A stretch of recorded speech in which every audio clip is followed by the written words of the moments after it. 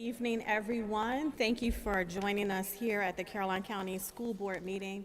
I do apologize for our delay. We had a meeting prior to this that ran over, so thank you for your patience. I, Dr. Jawanda Rollins-Fells, would like to call the July School Board meeting to order. It is my privilege to welcome those attending here in person at Caroline Middle School, as well as those who are viewing on our CCPS YouTube channel. Each provides an avenue for you to receive information, heightened education, awareness, and involvement.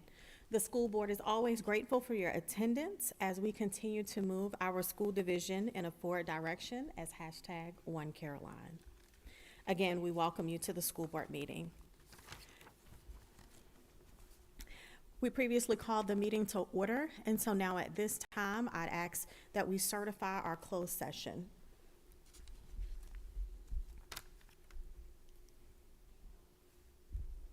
Mrs. Carson? I certify. Mr. Kelly? I certify. Mr. Spalding? Yes. Mr. Copeland? I certify. And I certify as well. So we are now back into our general session, and at this time, we do have a quorum that has already been established.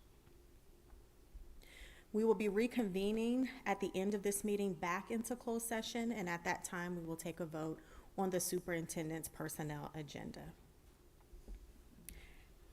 At this time, I'd ask Mr. Spalding to please lead us in our invocation, and I'd ask that Mr. Copeland lead us in the Pledge of Allegiance.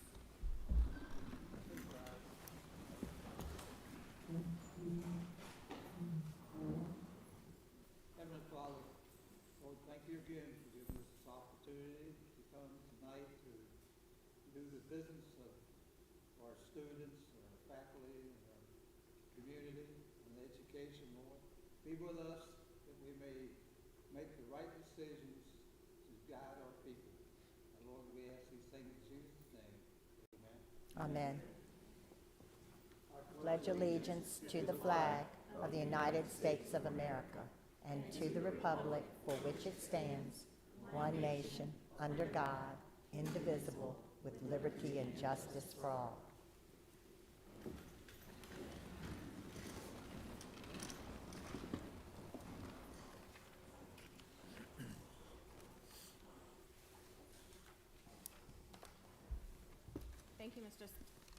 Thank you, Mr. Spalding, for the invocation, and Mr. Copeland for the pledge.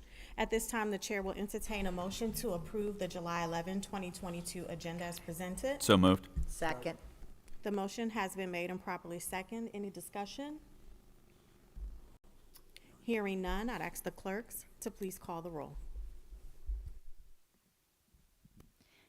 Mr. Copeland, Mrs. Carson, Aye. Mr. Kelly, Aye. Mr. Spalding, Dr. Rollins-Fells. Aye, the motion carries. The agenda is approved.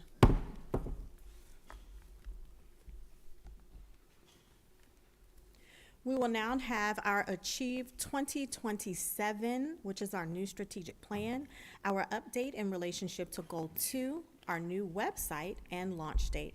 Mr. Robinson.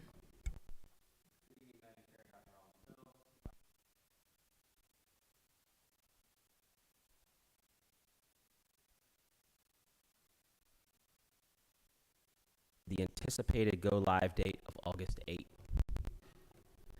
This evening, I will briefly highlight 4 key elements, including how we got here, our new landing page and changes, purposeful navigation, and a timeline leading up to our go-live.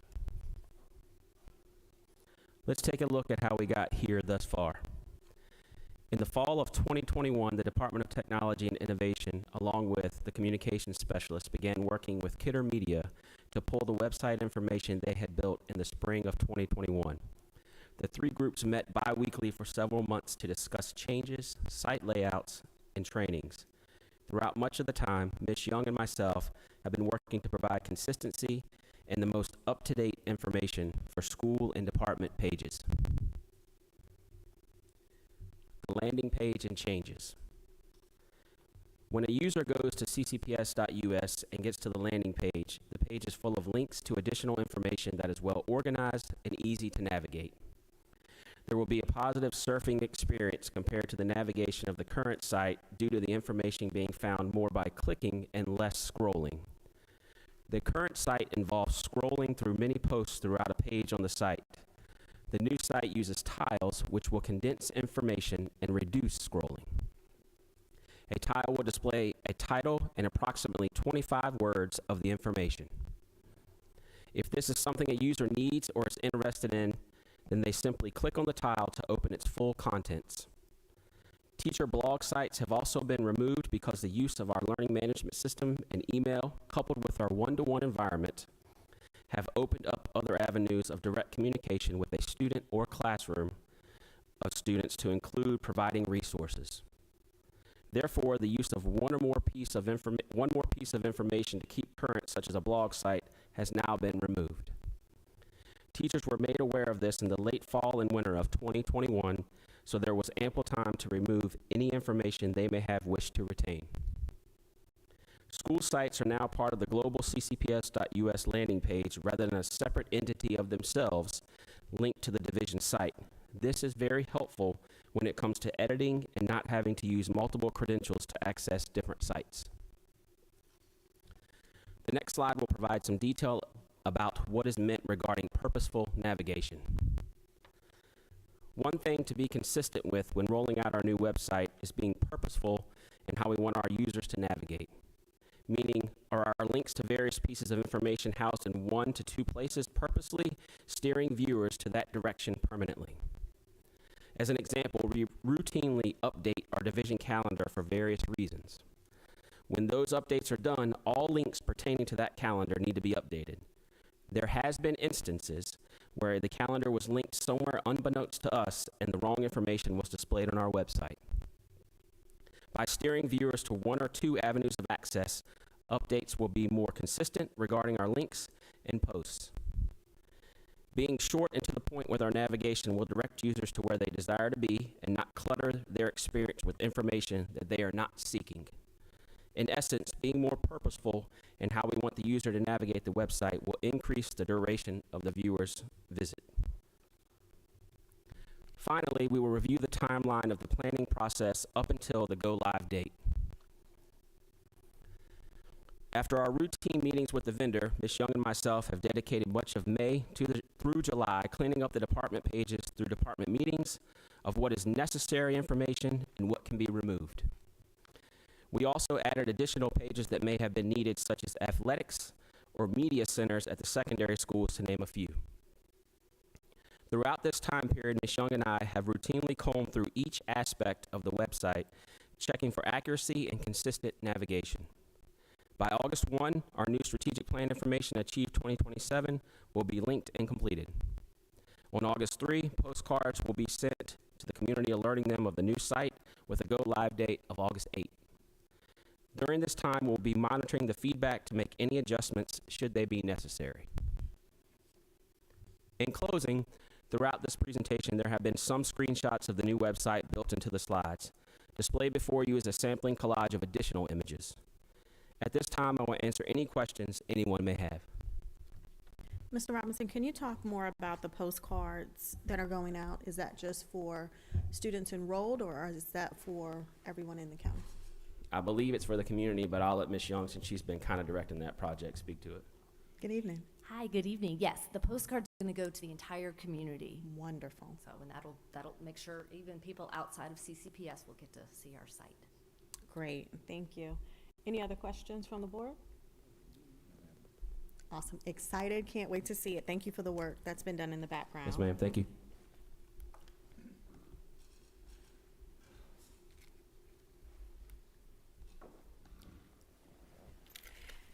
We are about to enter the recognition portion of our agenda, where we enjoy having an opportunity to recognize our staff, our amazing students, and the community members that support them.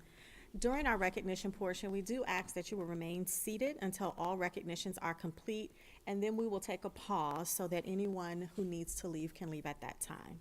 And so, without further ado, let's start with our recognitions. I'd ask that Mr. Just and Dr. Monroe would please come forward as we honor our spring sports athletes. Greetings, Madam Chair Dr. Rollins Fells, Vice Chair Kelly, members of the board, and Dr. Calvary. As you know, it is a plum-pleasing pleasure to honor and recognize our spring student athletes and dedicated coaching staffs this evening. Big thanks to Mr. Paul Heiser, our Student Activities Director, and our coaches who spend countless hours teaching our student athletes how to be successful in school and in life through athletics. At this time, I would like our student athletes to stand and recognize their coaches and the most important people in the world, their parents. So athletes, could we all stand and give our parents and coaches a big round of applause?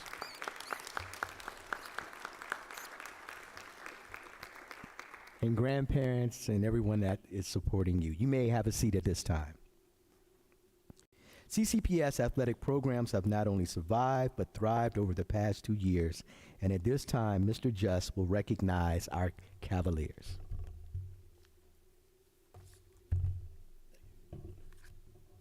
So we're going to start off, let me raise this just a little bit.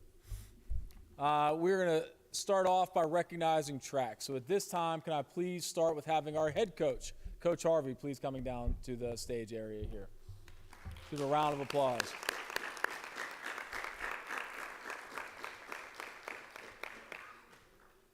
Before we get into the recognition of the student athletes, obviously Coach Harvey and his staff do an excellent job for all the track athletes and have done so for a long time and just do a great job for our student athletes. And they really enjoy their experience. So thank you, Coach Harvey. Now, I know not everyone's here, but we'll start recognizing the assistant coaches that aren't here, but Coach Larry Lewis, Milton Bunch, and one of our former recent students, Elantra Mines. And if any of those coaches are here, please come down to the stage as well.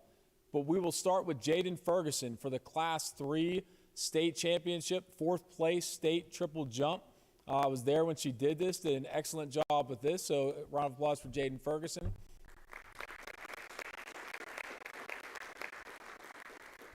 And we'll hold our applause to the end because we have a lot of guys that we're going to recognize here. Anton Jones for Region 3B, runner-up in 800-meter run in the Class 3 state championship, 4th place for the state 800-meter run. And yeah, go ahead. We'll just give him a round of applause. But you're going to hear his name again here. Isaiah Reed for the Region 3B region runner-up for the 200 meters. In Class 3 state championship, he was 4th place for the 100 meters, in 5th place for the state in the 200 meters. So congratulations to Isaiah. For our boys, 4x800 meter relay. In the region for 3B, they were 1st place for the region championship, and they had the record. For Anton Jones, Tayshawn Griffith, Dominic Kittle, and Trayshawn Williams, please come up for the other 2 members. Congratulations. And then we go to the boys 4x400 meter relay. So the region 3B 2nd place, and they were also 3rd or 5th place in the Class 3 state championship. You'll recognize these names again. Again, Dominic Kittle, Anton Jones, Trayshawn Williams, and again, Tayshawn Griffith. So congratulations to those gentlemen again. And finally, for the boys 4x100 meter relay. For the region, they were 1st place. DeMonte Ross Byers, Isaiah Reed, Gavin Davis, and Delano Williams. Congratulations.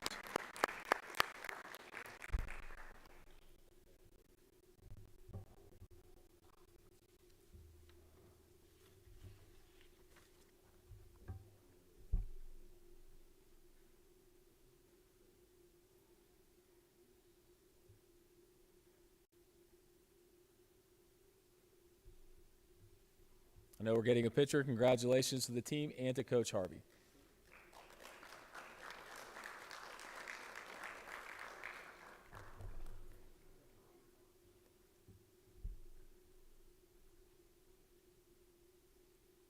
I know a lot of these guys are already at the track today preparing for cross country as well.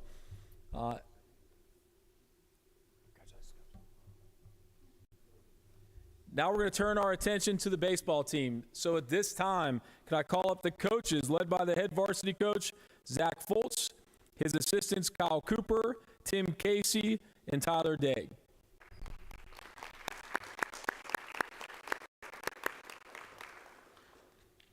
And the baseball team had a great season this year. Very young team across the board, but very proud of them for their efforts this year. We're going to start by recognizing the first team Battlefield All-District performers. They are a designated hitter, Will Carter. In the outfield, Justin Samalsik. And for first base, Adam Tatham. And then for any of our JV players, the JV team was co-Battlefield champions this year. So any of our JV players that are here, please come up at this time.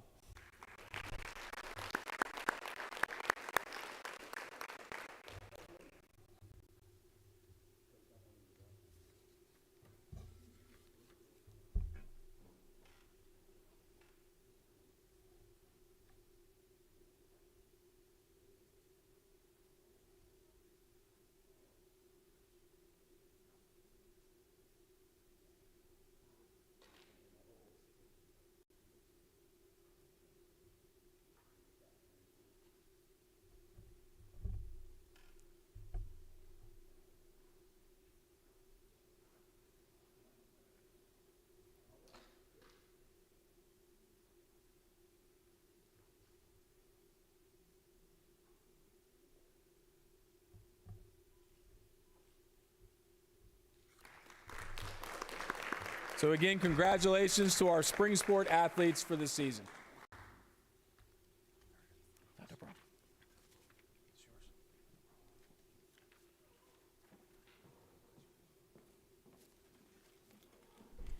Outstanding. Congratulations, young men and ladies. You guys have done an amazing job. At this time, anyone that needs to leave, you are free to go. You are dismissed.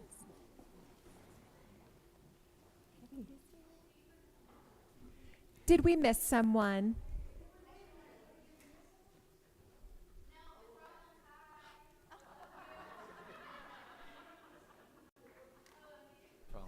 I love you too. I did not pay her to do that.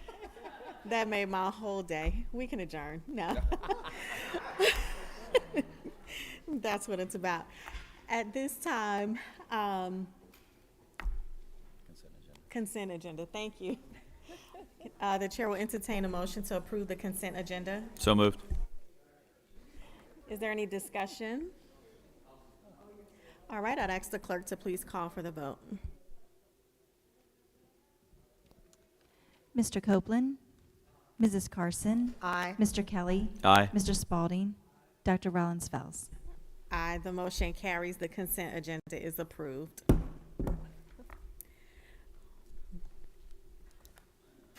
We will now keep our agenda and our meeting rolling right along. We have several items for information from the district, starting with David Sadler presenting on an update on the county's efforts in terms of broadband expansion.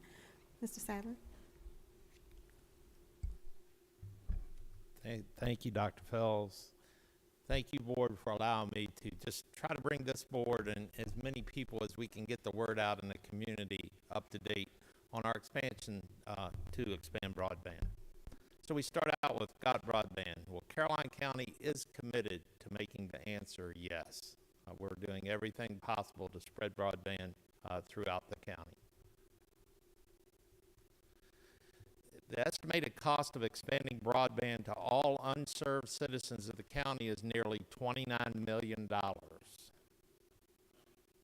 The county has committed $4.5 million to support this expansion of broadband. The county has partnered with Verizon and BreezeLine to apply for VATI funding to move this expansion forward.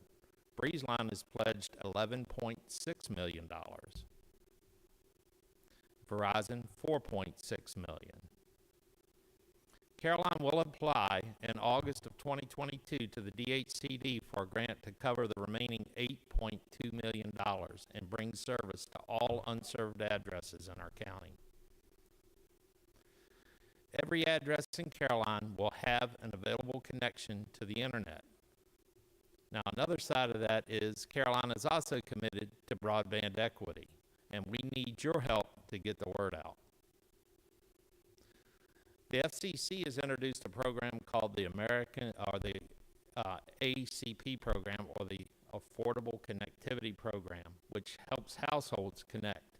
This program provides up to $30 per month assistance to qualified persons to assist with the cost of internet coverage. Currently, all three major providers in the county, Verizon, BreezeLine, and Comcast, offer service for qualified customers at or below the $30 per month. Other wireless providers also offer discounts, so that's important. It may be even applicable to wireless broadband internet. Participants must live in an area that currently has internet available to participate. So, for example, if you live in an area that's not currently served by Comcast or BreezeLine, then they're not going to bring you the service for that cost or use that program to cover it. But what this does do is it helps people who currently have service available. And it's a really frustrating thing to know that there's people that have cable or fiber hanging on the pole and can't afford to connect to it. If our grant is successful, all residents who qualify will then be eligible for low-cost or no-cost internet. So if you think about it, if we make it available to everyone and they qualify, then it'll be there. Who qualifies for broadband assistance? Well, you can qualify by income, or you can qualify by participation in other assistance programs. If you go for the qualifying by participation in other assistance programs, of course, their proof of income or participation may be required to qualify. That's a graph which you guys are probably familiar with, but it has to do with, that's the number, depending on the number of people in the household, the amount that that household can earn. If you you can qualify for participation in one of the following programs, either SNAP, the Supplemental Nutrition Assistance Program, formerly known as food stamps, Medicaid, Special Supplemental Nutrition Program for Women, Infants, and Children, known as WIC, Supplemental Security Income, SSI, Federal Public Housing Assistance, FPHA, Veterans Pension and Survivor Benefits, free or reduced price lunch program or school breakfast program, including the U.S. Department of Agriculture Community Eligibility Provision schools, or if you've received a Pell Grant in the current award year. So there's a lot of different ways to qualify, and you guys work with a lot of the programs that help students get qualified. So that's why we're reaching out to get some assistance on making people aware. How can you help? Well, your agency can assist us in getting the word out to persons who do qualify. Caroline County will be hosting an event to help persons learn about assistance and pre-qualify. Will you please help us promote this event? This event we're working towards an October deadline, and as soon as we get everything nailed down, we will let you know. But it'll be a hybrid event where people can attend either online or in person. You could help by using your contacts with other agencies to help spread the word. And if you familiarize yourself or your employees with this program, they can also help spread the word to their students and the community. How do interested persons get started? There's the website, www.affordableconnectivity.gov, and it's www.affordableconnectivity.gov. Now, by going to that website, you can pre-qualify. When you pre-qualify, you will receive a number. You provide that number to the provider, and they will automatically apply the credit towards your service. How can the Caroline County Public Schools help in the effort to spread both broadband and equity amongst the citizens of Caroline? Well, as in the past, Dr. Calveric has been very helpful with her support and letters of support for our applications. We need letters of support for the project, so that would be a big help. Continued sharing of public data targeted to support this broadband expansion. We understand confidentiality of some of that data, but there are public information that we can share to help support the need for students to have broadband. As a board, letters of support or a resolution supporting the expansion of broadband from this board that we could submit along with our application in August would be a great thing. Help get the word out through your existing social media and email platforms to parents about the assistance programs. Consider assisting by contributing federal or state funding earmarked for broadband expansion that has not been committed by this board otherwise, if it exists. This will be required, or this will help us reduce the ask from VATI, which will make our application more competitive. Are there any questions? Mr. Sadler, I have one. I know Breeze Line started the first part of June coming down Panola Road, stopping at the railroad tracks. They laid the orange casing, and they started putting some of the green boxes up, and they have the wires sitting up. Do you have any idea what the time frame is that they're planning on continuing working on that? So, and it's an excellent question, and we get that quite a bit because there's a lot of construction going on both in Balti, Panola, as well as over in Port Royal. The construction that you see now is a result of a successful VATI 2021 grant that Dr. Calveric helped support. And so together we were able to get this funding. What you're seeing is the mainline construction. Once that's completed, then they turn it over to testing. Once it completes testing, then they turn it over to sales. The project is required to be completed by the end of January of 2023. However, up to this point, they've been running ahead of schedule. What we are starting to see now, though, and I caution everyone, is we're starting to see some logistics, supply chain problems. And it's not in what you would necessarily think would be a problem. For example, my concern before the project ever started was fiber. How are they going to make enough fiber to expand it? Fiber manufacturers seem to be keeping up. What we're seeing is a shortage of pedestals, the green boxes that you see standing up, or the manholes, the flat ones, nuts, bolts, connectors that they use to connect to poles. It's just really strange. As of right now, the delays in receiving the necessary equipment has not caused us to notify the state that we have to extend beyond. So as of right now, we're still running ahead of schedule. However, just be cautious that that could change very quickly.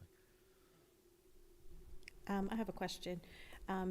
One of your requests was for a letter of support. Are you asking for that from the board as an entity or for individuals who may be watching the meeting? Anyone who's watching the meeting, that's great. Okay. There's, if you go to the county website, under the heading of broadband, there's a link at the bottom that takes you to the broadband inquiry page.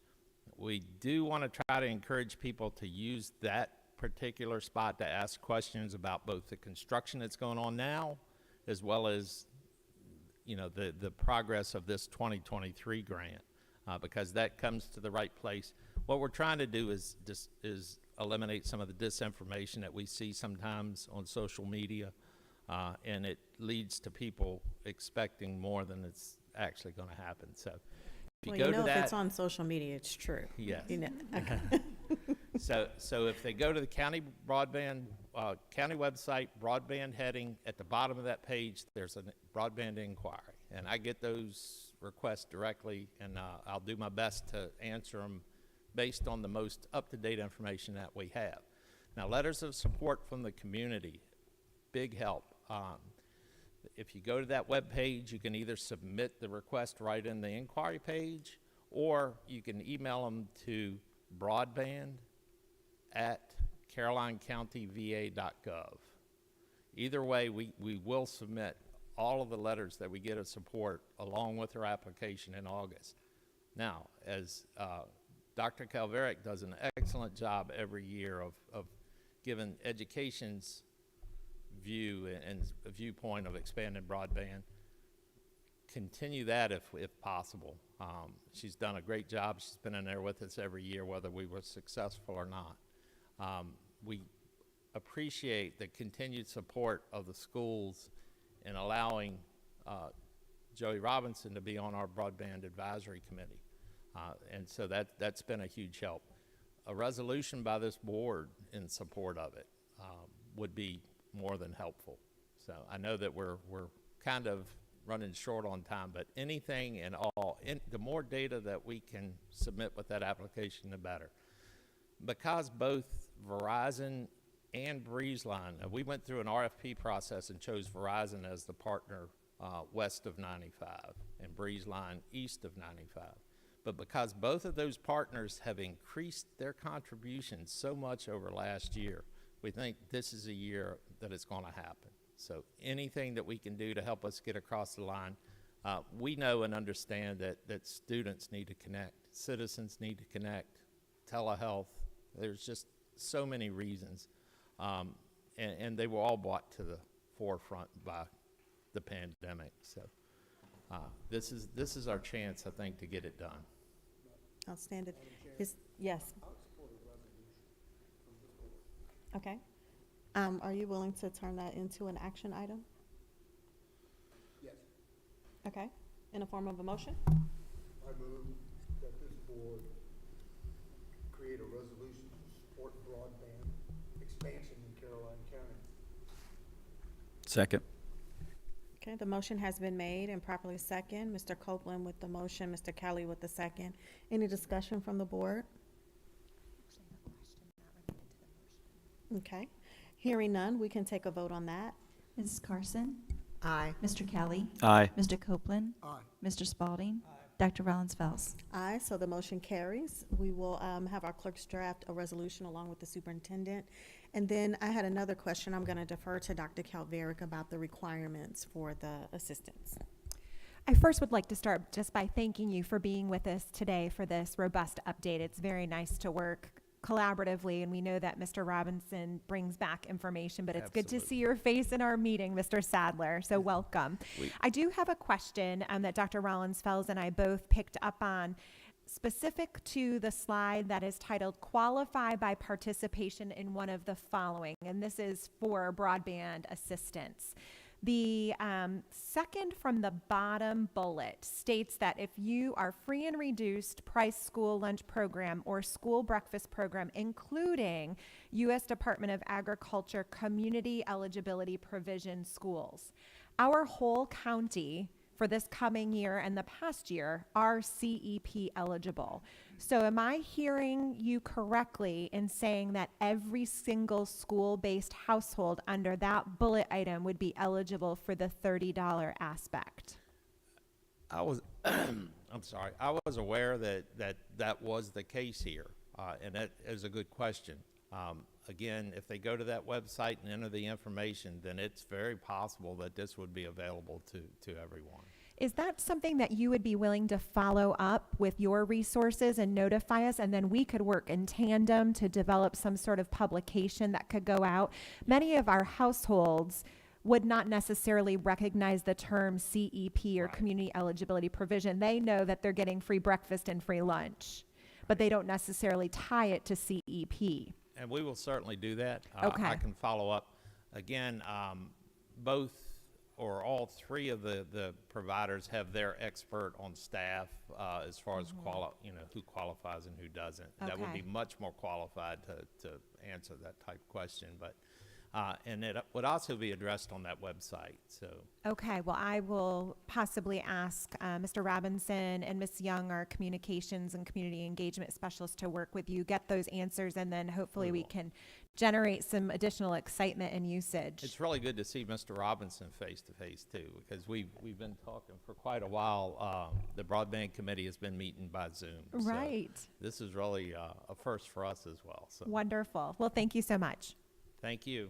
And again, thank you for your resolution of support and your time this evening. Outstanding. Thank you so much. At this time, I call Beth Hausler and the instructional team forward to give our presentation and updates on the 2021-22 assessments. Great evening, Dr. Rollins-Fells, Vice Chair Kelly, members of the board, and Dr. Calveric. This evening, our team will present a high-level overview of the 2021-2022 pre-K to 12 assessment data. Topics include challenges impacting student success, English language learners, preschool and kindergarten, core elementary results, and secondary core and CTE data. Please note that this data is preliminary. However, school leaders and senior staff have already begun next steps and will continue to use this information to build school-wide improvement plans that will ensure quality and engaging instruction that will result in increased student achievement. There were challenges that impacted student success starting back in March 2020 that had an impact on our 3-year average results that you will see later in the presentation. The 2021 remote learning, 21-22 absences and quarantines, and the cumulative impact of learning loss due to the impact of COVID-19. These are in no way excuses, but challenges that as a division we were able to overcome to ensure our students were and are successful in school and in life.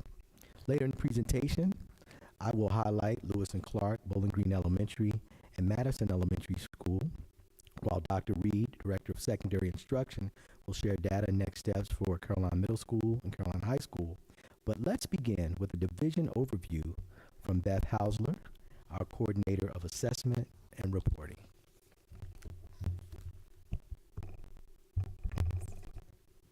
Good evening. We are going to dive into division data. We will look at K-12 Access for ELS, VKRP, and PALS. Access for ELS is a federally mandated test for students who are English learners. Students are tested on 4 domains: reading, listening, speaking, and writing. As you can see, CCPS has had a large increase in English learners this year. Our population grew from 79 tested students to 111. This year, 12 students had an overall proficiency score exceeding 4.4. These students will be identified as formerly ELS students in the coming school year. A student's access score can be used as a growth measure for accreditation.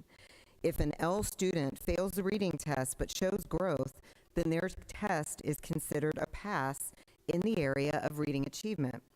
Based upon the growth criteria from the Virginia Department of Education, 22 students showed growth between 2021 and 21-22. The Virginia Kindergarten Readiness Program is a combination math and social skills assessment given to students in preschool and kindergarten. It provides instructional supports for teachers to utilize with their students. The EMAS, or math portion of the assessment, measures skills such as geometry, patterning, numeracy, and computation. The CBRS is a skills checklist that measures self-regulation and social skills. For preschool students, there is no benchmark. Scores indicate how much support a student may need when they enter kindergarten. As you can see, 74% of preschool students are ready for math instruction or have a very strong foundation in math. 83% of preschool students are building or have strong self-regulation and social skills. In kindergarten, the VKRP does have a benchmark score for both portions of the assessment. 72% of all kindergarten students met the spring benchmark for math on the EMAS. Additionally, 79% met the benchmark for self-regulation and social skills. These students are clearly ready for first grade next year.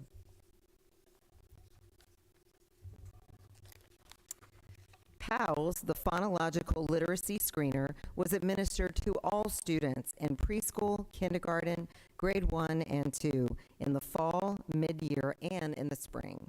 For preschool students, the skills assessment provides instructional guidance for teachers, but does not have a benchmark measure for growth.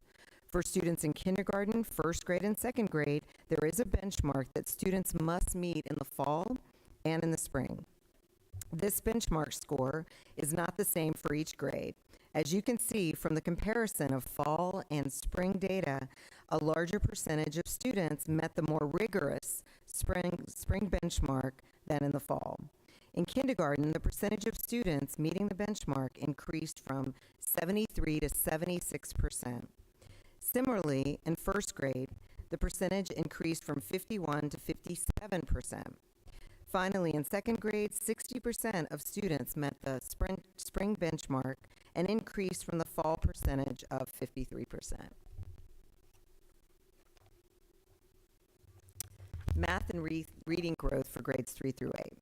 Before Dr. Monroe and Dr. Marie can present data at the school level, it is important to briefly talk about the role that growth plays in accreditation. For the first time, schools were required to administer fall growth assessments. These shorter assessments measured a student's readiness for new math and reading content during the 21-22 school year. In addition to providing teachers with instructional guidance, the assessments are also used to determine student growth for accreditation. Each student received a vertical scaled score on their test. A growth table was used to determine the quadrant where the score fell on the growth table. This year, students with a failing test score on the spring SOL have 2 opportunities to earn growth. The spring 22 SOL score is compared to the spring 21 SOL test and the fall 22 growth assessment. To show growth, a student had to move at least 1 quadrant on the growth table. For accreditation purposes, 1 failing test that demonstrated growth counts as a pass for the school. Now, here is Dr. Monroe to talk about elementary school SOL data. Thank you, Mrs. Hausler. Now for a closer look at our elementary schools data. The format for elementary schools includes 2021 and 2022 preliminary data that are coded with a plus, meaning the score met or exceeded the benchmark for that content area. A minus indicates that the benchmark was not met. History was not coded as it no longer counts towards school accreditation. In our elementary schools, students in grades 3 through 5 were assessed with a preliminary data was as follows for Bowling Green Elementary School. Reading was 77%, math came in at 70%. The scores reflect a 35% and 49% increase from our dramatic scores last year while we were amidst the pandemic. In the area of history, there was a 53% pass rate, while science came in at 34%. Science is where our elementary schools were impacted most, yet this data is comparable to schools across the state. Looking at our 3-year averages, in the area of reading, we are at 74%, history is 70%, math at 75%, and science at 57%. This preliminary data shows that Bowling Green Elementary School will be accredited with conditions due to the science performance data. After sharing data from Lewis and Clark Elementary School and Madison Elementary School, I will share next steps to help strengthen our outcomes for the upcoming school year. The preliminary data for Lewis and Clark Elementary School showed gains from the previous school year in the areas of reading and history. Reading was 85% and history was 78%, surpassing the benchmark for each content area. Also, math scores were favorable at 88%. The trailing 3-year average for each of these content areas were in the mid to high 80s. Reading was 84%, history at 88%, and math at 89%. Science once again was the area that was less proficient in the preliminary data at 59%, but because of the strong 3-year average at Lewis and Clark Elementary School, the 3-year data for science is 78%. Therefore, Lewis and Clark will be fully accredited for this school year. Madison Elementary School. Madison Elementary School's preliminary data for the past school year resulted in a reading score of 84% with a trailing 3-year average of 81%. While history was 53%, the trailing average came in at 72%, which is 2 percentage points above the benchmark. Math scores were favorable at 83% with a higher trailing 3-year average of 85%. Yet across the elementary schools, Madison fared Veteran Science, missing the benchmark by 3 percentage points, and their score was 67%. Madison's trailing 3-year average is also above the standard at 76%. So therefore, it is expected that Madison Elementary School will be fully accredited. Next steps. Our next steps for elementary schools will be tailored and specific, but also share commonalities. We will utilize the state's growth data assessment to continuously inform instruction. This year, the growth assessment will be administered 3 times: fall, winter, and spring. In collaboration with the instructional specialists, we will develop science and social studies plans to address the deficits. Innovative specialists will engage students in hands-on interactive STEM lessons and support the 5E model lessons with teachers. Specifically in science and history, students will maintain interactive notebooks that will follow them through the intermediate grade levels to capture pre-taught information and strengthen the review of skills and standards. Common formative assessments will also be given after each unit to progress monitor the transition of hands-on experiences to test-taking strategies needed to ensure students are answering questions correctly. While we piloted Haggerty for reading in first grade classrooms at Lewis and Clark last year, we will implement the Haggerty curriculum to address phonological awareness and render systematic and explicit instruction in sounds to strengthen the foundation at Tier 1 in all of our primary classrooms. We will continue to meet with students targeted for remediation and acceleration at all grade levels. Each of our elementary schools will implement professional development Wednesdays to allow for the continuous development of instructional approaches, programs, and areas of need. Our goal is to improve areas to increase the individual and collective achievement of all of our elementary schools. We believe we have the team to accomplish these goals and obtain full accreditation status for elementary schools for the upcoming school year. And at this time, I will turn the podium over to Dr. Reed for secondary data. Thank you, Dr. Monroe, and good evening. Since 2020, there have been a number of circumstances and factors that have affected teaching and learning. Nevertheless, at the secondary level, our schools have been persistent in supporting students during this time. While learning loss is a considerable factor and circumstance for both the middle school and the high school during the 2021-22 school year, there are a number of glows and grows. Both Carrollton Middle School and Carrollton High School have been reflective about this year's student achievement data and optimistic about the possibilities for success in the 2022-23 school year.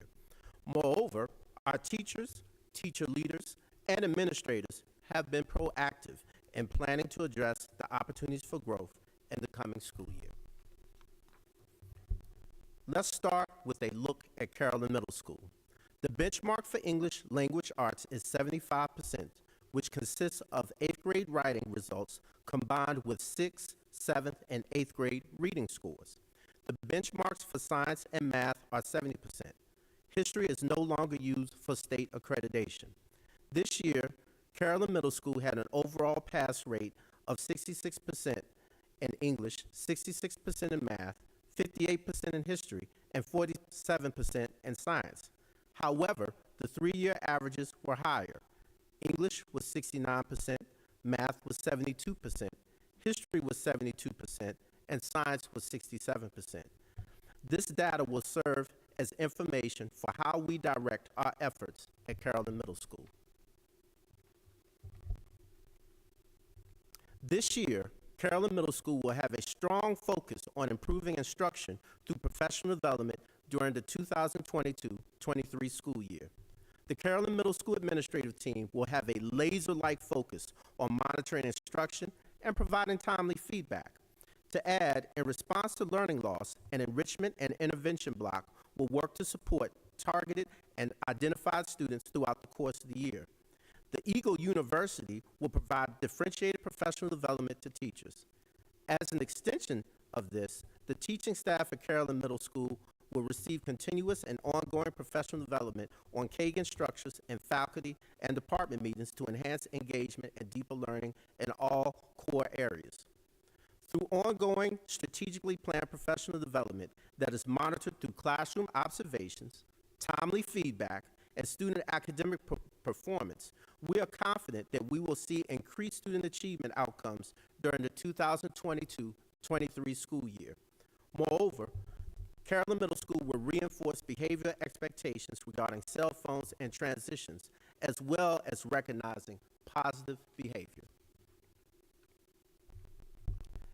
At the high school level, learning loss, acclimation to behavior expectations are common factors that have affected student achievement outcomes across the state.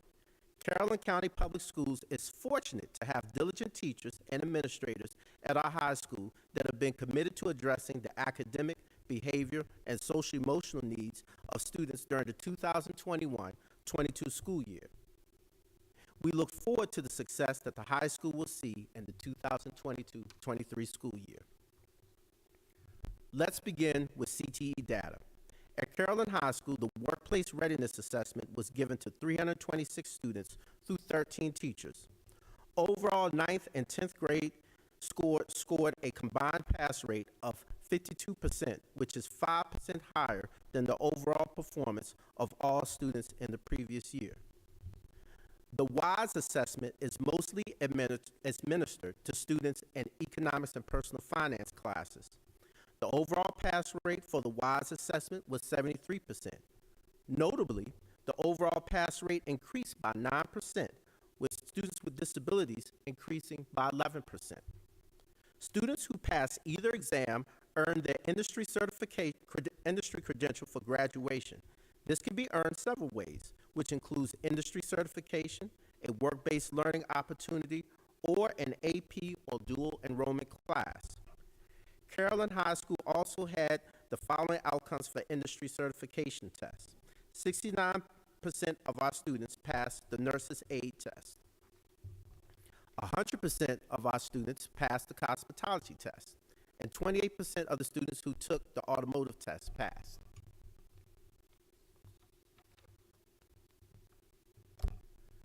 As we look at this data, our SOL data, we must remember that the rules regarding testing changed in the 17-18 school year. Students could no longer take a SOL test once they received their verified credit. For example, most testers in science received their verified credit by passing biology and meeting the benchmark on the SOL. The same is true for math and Algebra 1. This year, Carrollton High School met the benchmark in English for the current school year and the 3-year average. In the areas of math and science, Carrollton High School met all benchmarks with the 3-year average. The leadership and teachers at Carrollton High School have planned several initiatives to address these opportunities for growth. First, Carrollton High School will have a strong instructional focus on student engagement, utilizing faculty meetings, department meetings, and PLC meetings to provide professional development on engagement strategies and progress monitoring of student achievement. As a further extension, each content will have specific professional development regarding engagement. Moreover, to address learning loss, a flex block will be implemented once a week to provide targeted interventions during the course of the school day. We are confident that a strong emphasis on engaging instruction combined with progress monitoring and the implementation of a flex block will ensure that Carrollton High School continues to move forward academically. The effectiveness of the flex block will be reviewed at our quarterly SST meetings. At this time, I will pass it back to Dr. Monroe. Thank you.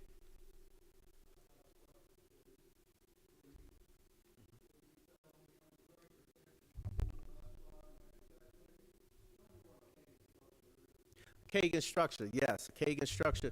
That is a research-based instructional program that focuses on engagement and deeper learning. And as a matter of fact, our teachers this week received Kagan training online. We had a number of teachers and administrators that participated in it. And so we are really excited because I want to say that starting tomorrow, Our teachers are also going to begin planning professional development to roll that out to our staff. Yes, sir. Yes, sir. Sorry about that. Thank you, Dr. Reed. In closing, the accreditation timeline will allow us to have access to the state's preliminary accreditation reports on July 25th and the federal accountability results on July 29th. The VDOE will announce state results on August 19th and chronic absenteeism on September 16th. And the official press release from the state will be released on September 22nd. We thank you for listening this evening, and at this time, are there any further questions? Mr. Kelly? All right, so, because I tried to take as good a notes as I could. So, Haggerty reading curriculum was piloted at Lewis and Clark last year. Yes. Did you say, I think you said first grade? Yes. Okay. And then this year, the plan is to send it to all of the elementary schools. Yes. Okay. Can I ask, what did it do that made us want it? What was so... 'cause Lewis and Clark historically has done pretty well, especially in regards to reading. So what was it about the program at Lewis and Clark that made us think that it would work for everybody in the entire county? Well, from a phonemic awareness standpoint, the kids were very excited about it, and the teachers were excited about it.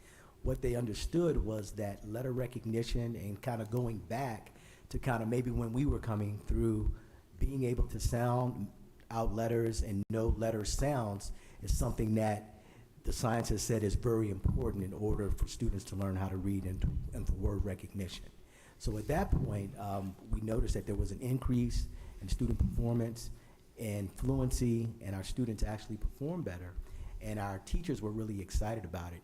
And our students actually were able to adopt the vocabulary as well as to know what the program was about, and they were really looking forward to it as far as the engagement during the reading block. So we felt like because it had such an impression at Lewis and Clark that it would definitely be something that we needed to do as a full division. So you'd say it was more interactive then? Yes. Okay. If I could add some additional contextual background, on July 1st, the General Assembly had passed legislation requiring all K-12 entities across the Commonwealth to implement the science of reading. We knew that this legislation was underway and had been monitoring its development throughout the legislative season, and we had already been investigating programs that were associated with the science of reading research. Haggerty is one of the top programs that had been identified by the Virginia Department of Education, and so we began investigating Haggerty as well as a number of other programs and opted for this program for the pilot year. All right, thank you. Also, to kind of with Kagan strategies, I guess the similar thing, because I'm kind of familiar with it, but was there anything specific? Did we look at other strategies or anything else that we looked at, and what made Kagan strategies stick out and made you think that it was a better fit for Caroline Middle School? You want to step up first, then I'll share? One of the things that we looked at was trying to make sure that in this coming school year that we had more of a student-focused instruction at Caroline Middle School. And so from my experience as a principal, Kagan strategies have always improved instruction in the classroom setting. So that was one of the things that we looked at. So you have experience with it yourself, Yes, then? sir. Okay. Yes, sir. Also wanted to share that with the Kagan strategies, you look at things where the students are really driving the learning. Some of the things that we monitor is the student talk versus teacher talk. And what we want to do is we want to have a more collaborative environment for our students where we do turn-in talks. Students are producing group projects. Students are sharing what they're learning, and it's not a sit and get it all.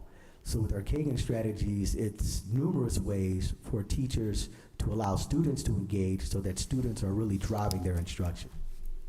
All right, next to last question. Mr. Kelly, would you mind if I added on Sure. to that as well? I am keenly familiar with Kagan strategies as well, having been trained extensively in a previous school division. Spencer Kagan has stayed abreast of the research associated with 100% participation techniques. So every technique that Kagan promotes requires 100% participation from the students within the classroom. Ultimately, they're highly replicable, they're impactful, and they're feasible, meaning they don't require a tremendous amount of planning and materials, and they can apply to any content area. So it makes them very robust and applicable to all classrooms. Okay. And this is kind of a personal question, but I actually had a constituent ask this. If an 8th grader passes the Algebra 1 SOL, do they still have to take a math SOL in high school to graduate? And I see the head shaking of the head. Okay. And also looking for clarification, because I think we got a good idea of where we stand in regards to being fully accredited. I know that they go by schools. Is there a county certification from the state, or is it just individual schools within the county? It's individual schools. For accreditation purposes, It's like when they say individual Caroline, schools it's within just the county. individual schools. It's individual schools, Okay. yes. Thank you. Other questions from the board? Mr. Taylor? Yes. I noticed there's a significant difference in the scores. Well, maybe significant isn't a good word, but there is a difference in the scores at Bowling Green Elementary and Lewis and Clark. Is there what do you see as being the issue that may create that difference? And what's being done to address that? Well, one thing that I can say, even though I truly believe all students can learn, I will tell you that Bowling Green Elementary School is a Title I school, and there may be, or there is a population of students there that come to school with deeper deficits than students at Lewis and Clark. So it takes time for us to provide the instruction, the remediation, to identify the needs for those students to get caught up, which is one thing that can impact the overall student achievement for that school and for those students. A second factor that can be contributing to the discrepant data that you were referencing is associated with sustainability of staff. And there has been historically greater turnover and transition at Bowling Green than at Lewis and Clark. That is stabilizing under the current leadership. However, that is something that has been a consistent conversation until the recent years. Okay. And this is just a comment. I just don't want citizens in the county to get to the point where they feel like one school is better than the other school.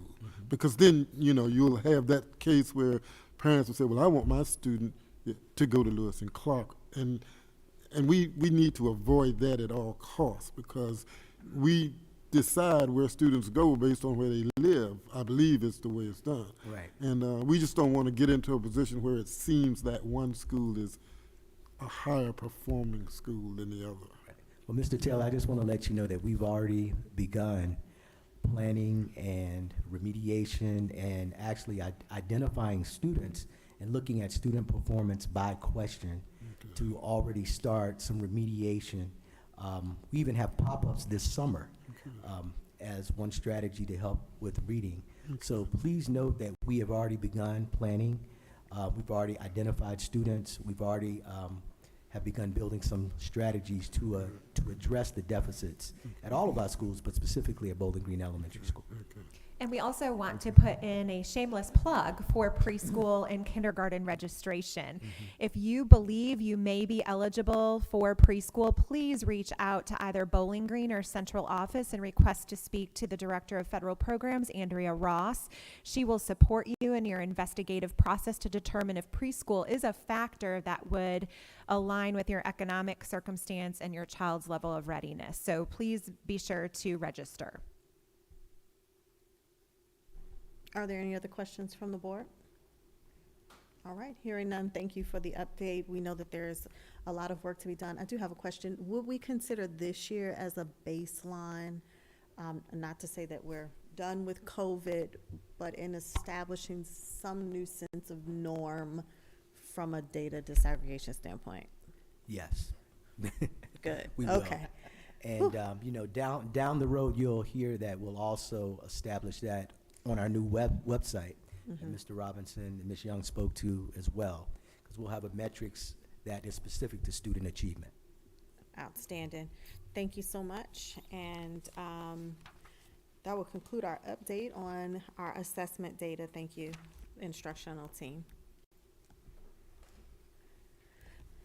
Dr. Monroe and Lisa Stevens will now present our update on the summer retreats for 2022.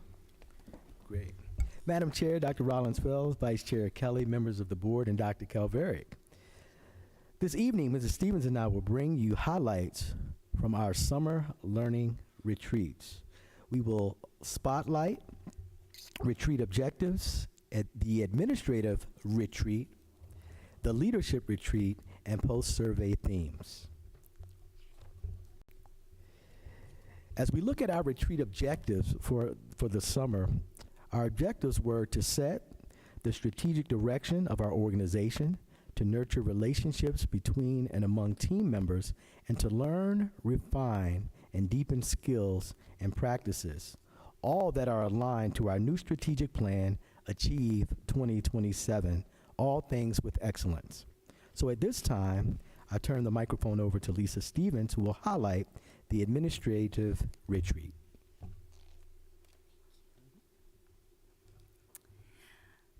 Our 2022 Summer Administrative Retreat, which consisted of central office and school-based administrative assistants, bookkeepers, registrars, finance personnel, transportation and maintenance secretaries, and front desk office staff. We were delighted that Woodcott Farms hosted us on June 15th for the second year in a row.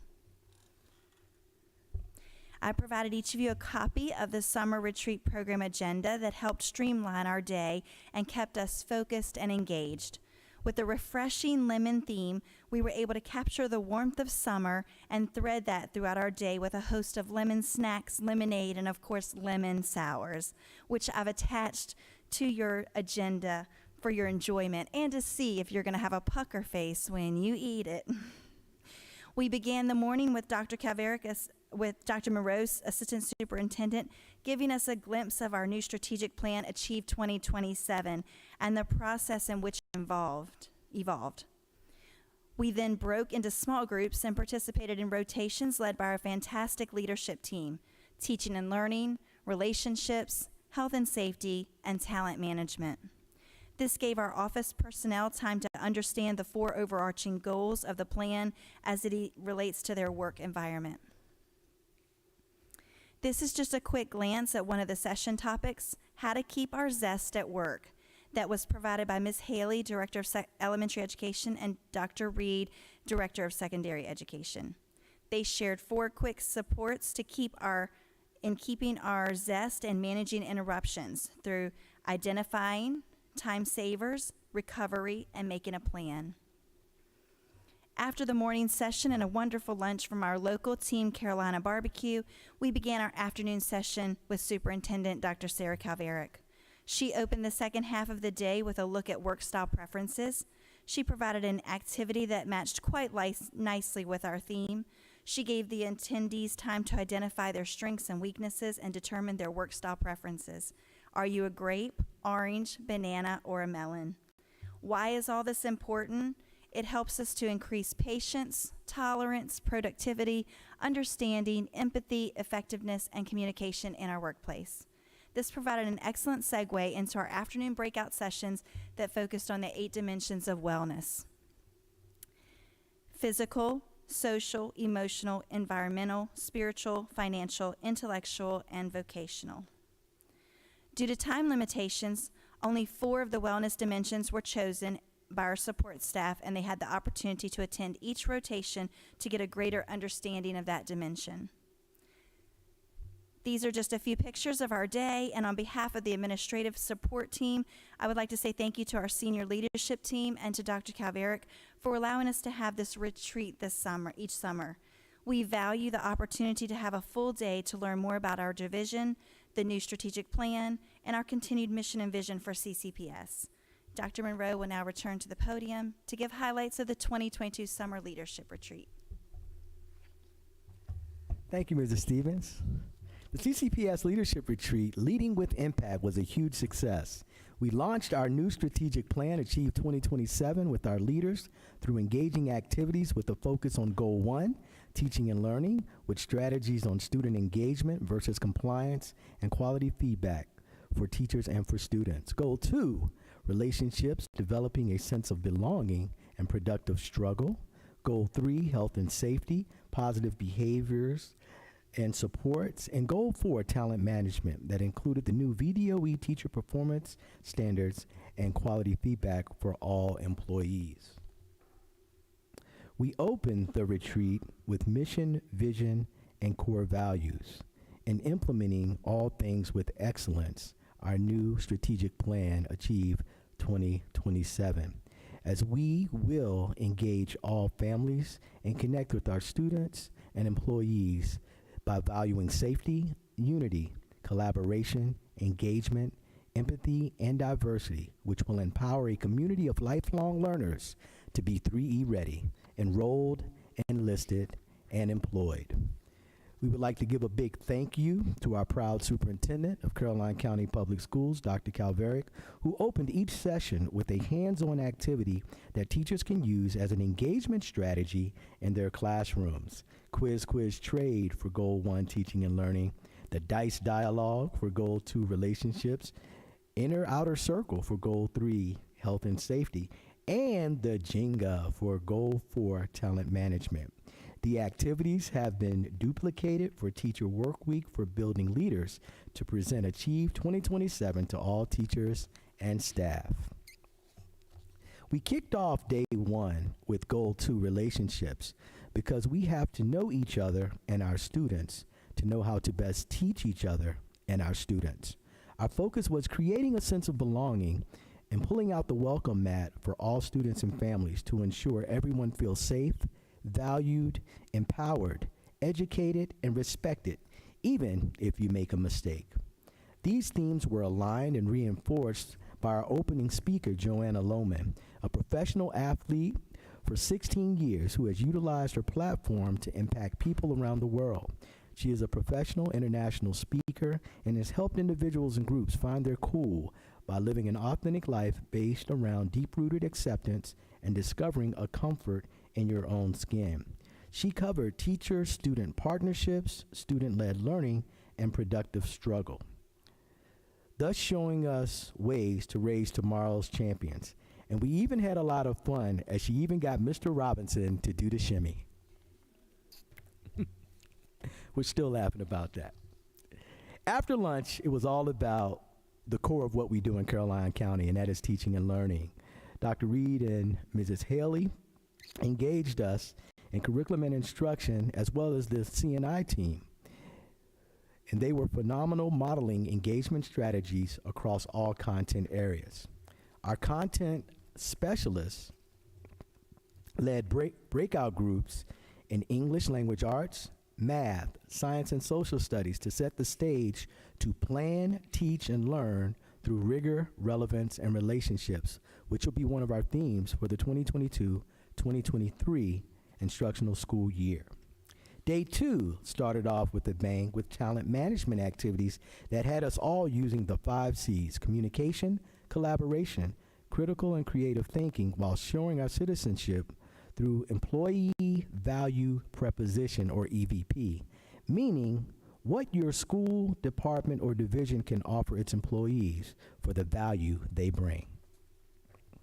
Our big rocks that we engaged in, and a focus for this year will be building a culture that attracts and retains staff, providing tiered support for employees, the new teacher standards and evaluation system, and quality communication vertically and horizontally to ensure students and staff are successful in school and in life. And after lunch on day 2, Dr. Carol Shaw enlightened us, as she is also an international speaker and published author. Dr. Shaw is known in Virginia for her tireless commitment to enhancing the well-being of all people through positive behavior support, research and advocacy for individuals with autism spectrum disorder, and advancing transitions and opportunities for competitive employment for people with disabilities. She shared best practice and ways to create a safe, secure, and successful learning environment for students, staff, and leaders. Both of our guest speakers had presentations that were very well aligned to our new strategic plan, Achieve 2027. We closed the retreat with health and wellness with the support of the Caroline YMCA. Tina Terrell and Lee Mills shared healthy habits, and then we moved and grooved to get our heart rates up. We agreed that we have to be mentally and physically well to pour wellness into those we serve and teach. In closing, from our survey and next steps, themes that stood out from the survey were Joanna's message of LEAD, which stands for love, empathy, acceptance, and develop. The ratio that it takes 5 positives to overshadow a negative, and using yes and to deepen our thoughts and reflections.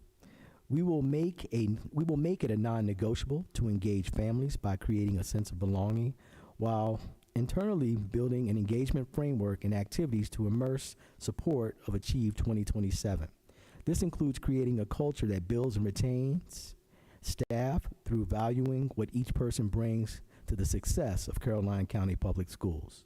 And again, we will unpack each objective of Achieve 2027 as we close achievement gaps, engage students, and support teachers in providing engaging instruction that will increase student achievement. All of our leaders said that they thoroughly enjoyed the opportunity to collaborate and to fellowship with colleagues from other buildings, and we look forward to next year's retreat. And at this time, I thank you for listening, and are there any questions? Are there any questions from the board? Hearing none, I just want to say I'm super proud. Lisa, I know you work behind the scenes, but that looks good on you down there presenting.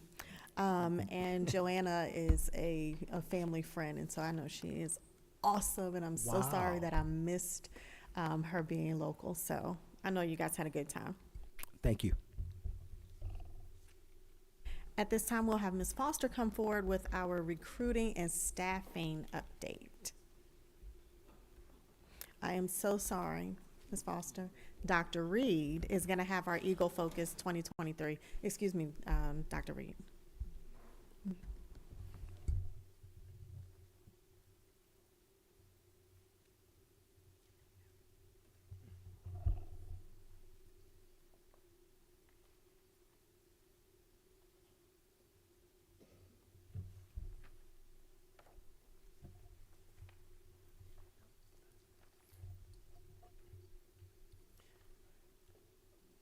Good evening. Madam Chair Rollins-Fels, Vice Chair Kelly, members of the board, and Dr. Calveric. The beginning of the school year is an opportunity for innovation and new beginnings for students, families, faculty, and staff. Carolyn Middle School is excited about the possibilities for success in the 2022-23 school year.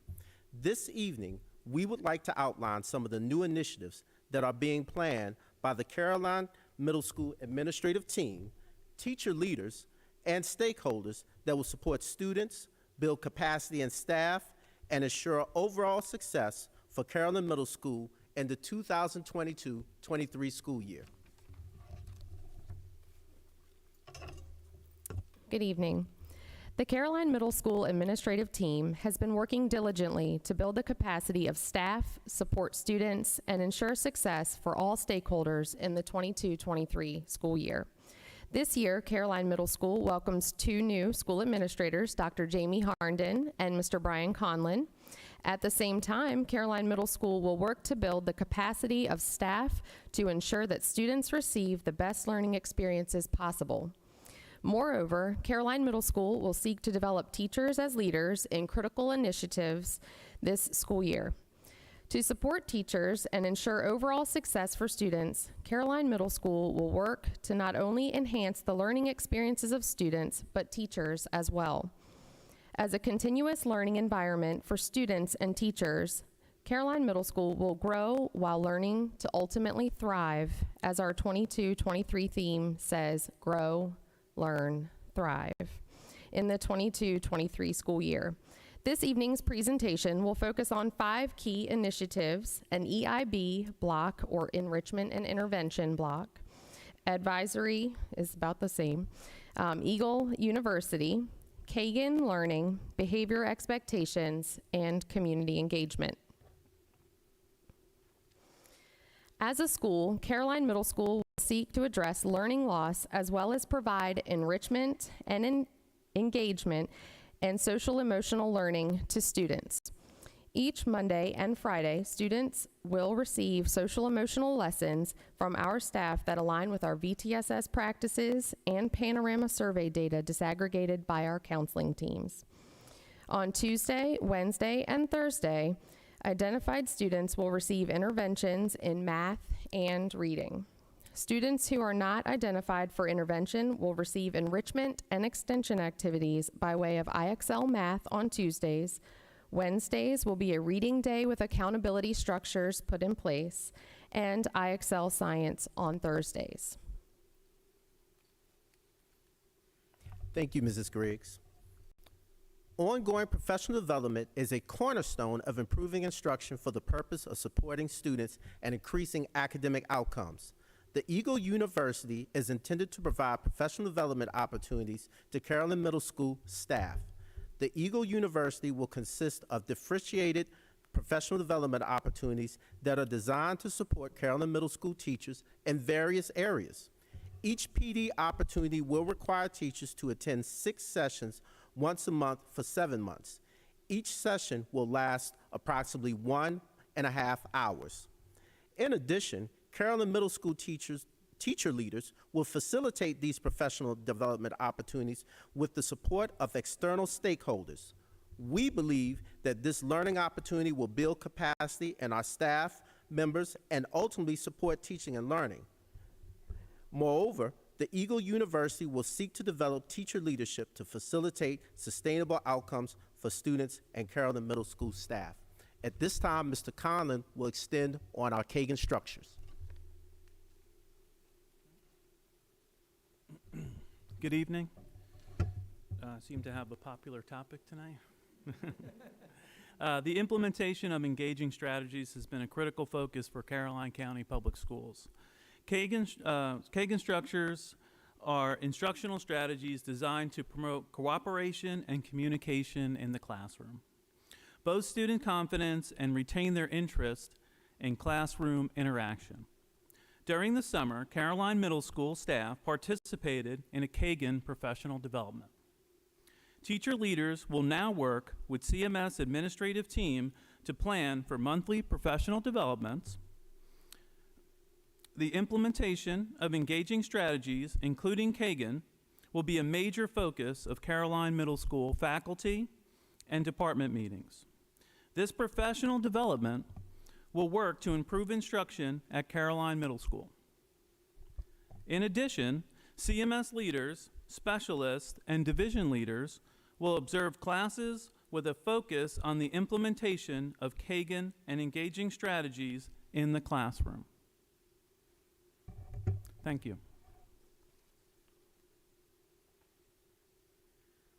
Hi, good evening. I'm Rachel Wheeler. I will be the 8th grade assistant principal this coming year at Caroline Middle School. And it's my privilege to share with you that utilizing the Virginia Tiered Systems of Support framework, we will be setting the tone at the start of the school year with clear behavioral expectations during the first 10 days, utilizing that advisory block where teachers will help us reinforce the expectations for cell phones, the expectation for classroom behavior, as well as hallway transition.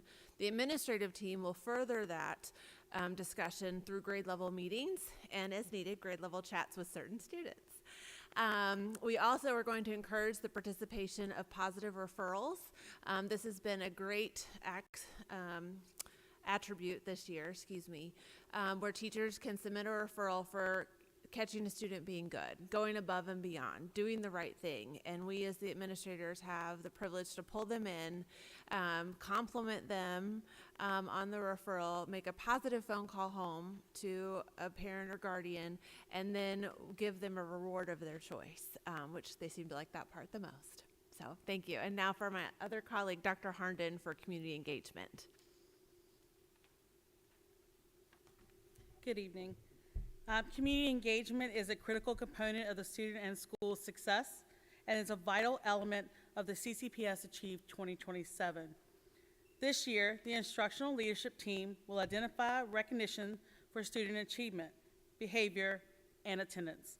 It is our hope that once we have a list of these recognitions, our community organizations, churches, civic organizations, fraternities, and sororities will volunteer to sponsor these recognitions. For instance, we are hoping to recognize students who pass the benchmark assessment. We are then hoping to work in collaboration with these churches or fraternities who will provide an incentive to recognize these students. Ultimately, the goal is to garner community support that is aligned with the strategic plan and goals of the CCPS and Caroline Middle School. Thank you.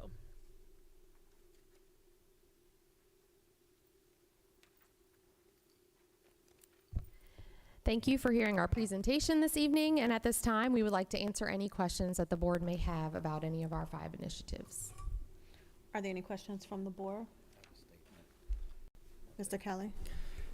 So that was really good, because I think that this is information that I can at least go back to constituents and say, there's a plan. This is what we're doing. And I just know from being up here, because I've learned an awful lot about stuff being on the board, is that the plan is good, and sticking with it is the best thing, like long term. And I get the impression that we're all in this. And I just wanted to thank you for the effort and for moving forward and keeping the board abridged of what is happening. I'm a big fan of where we are headed, so thank you. Any other comments, questions? Here, Dr. Monroe? I don't want to be out of order, but I just want to commend this team. You all may not see all of what's going on, but they are just loving each other. Brian actually has a flower tie. They are in sync. They are locks. I mean, it is what they live. And I could not be more excited about Caroline Middle School this year. You know, it's like a stick of dynamite that they're going to ignite, and I think it's going to just rock the entire county. So I just want to let the board know what you saw tonight was just a grain of salt in compared to what I've seen, the conversations, the text messages, the weekend camaraderie. And like I said, you know, it doesn't take a lot to get me excited, but I'm very excited this year. So I just want to let you all know to keep on keeping on, and success and momentum builds more success and momentum. So we're off to a fantastic start. So thank you. Thank you. And we agree, we'll make comments during board comment.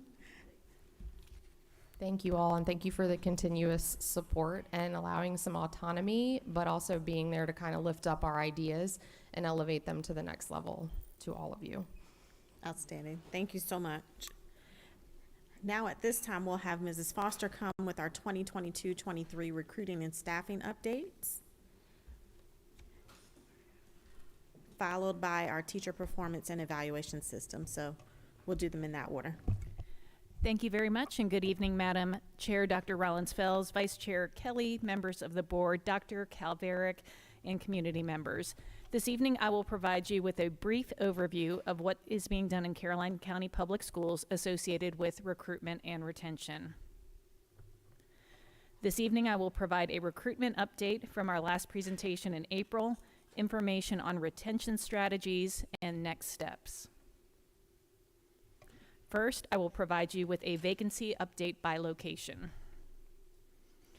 On this slide, that is actually outdated as of 2 hours ago because we have some recommendations to hire, you will see charts associated with positions hired by location and current vacancies. Please note that the recommendations to hire are continuing to be submitted and positions are being hired. At the secondary level, we are in need of 3, but I just saw that it looks like 2 English teachers and 3 math teachers to have fully staffed English and math departments at both Caroline Middle and Caroline High School. Curriculum and instruction and human resources have developed plans for alternate staffing in the case that a teacher is not able to be hired, to include options such as part-time teachers, temporary teachers, qualified long-term substitutes, and fully licensed and credentialed virtual teachers with a in-person class support. To provide further information associated with positions, since the 4th of July, CCPS had 36 new applicants, averaging 16 applicants per week during the 2022 school year. which leads us into our next section and objective, highlighting our recruiting efforts. I will provide you a high-level overview of our 2022-2023 efforts on the next slide. As you know, beginning early in 2022, the Human Resources Department began proactively recruiting for positions based upon historical data by posting ads for general positions on our websites and other means. As letters of intent came back with specific vacancies, these too were added and recruiting efforts increased. Caroline County Public Schools has engaged in a variety of efforts to increase our pool of candidates, both through traditional recruitment methods, use of digital platforms, and new efforts to build pipelines through grassroots efforts, including hosting information sessions in the community, reaching out to our alumni group, our faith leaders group, and just this past weekend, meeting with a local chapter of an alumni fraternity group. Next, we will look at alternate pathways to teaching. Virginia provides several routes to licensure, including college and university programs approved by the Board of Education, reciprocity for educators licensed by other states, and alternative routes for qualified candidates. In addition to recruiting outside of the division, CCPS is investing in our current staff to grow our own teachers. We have had several paraeducators enrolled in teacher education programs who have been able to receive tuition reimbursement, and we are happy to announce that some are beginning the school years as teachers, including our 2021 CCPS Support Staff of the Year. We actually have 2 paras that will begin as licensed teachers in the fall.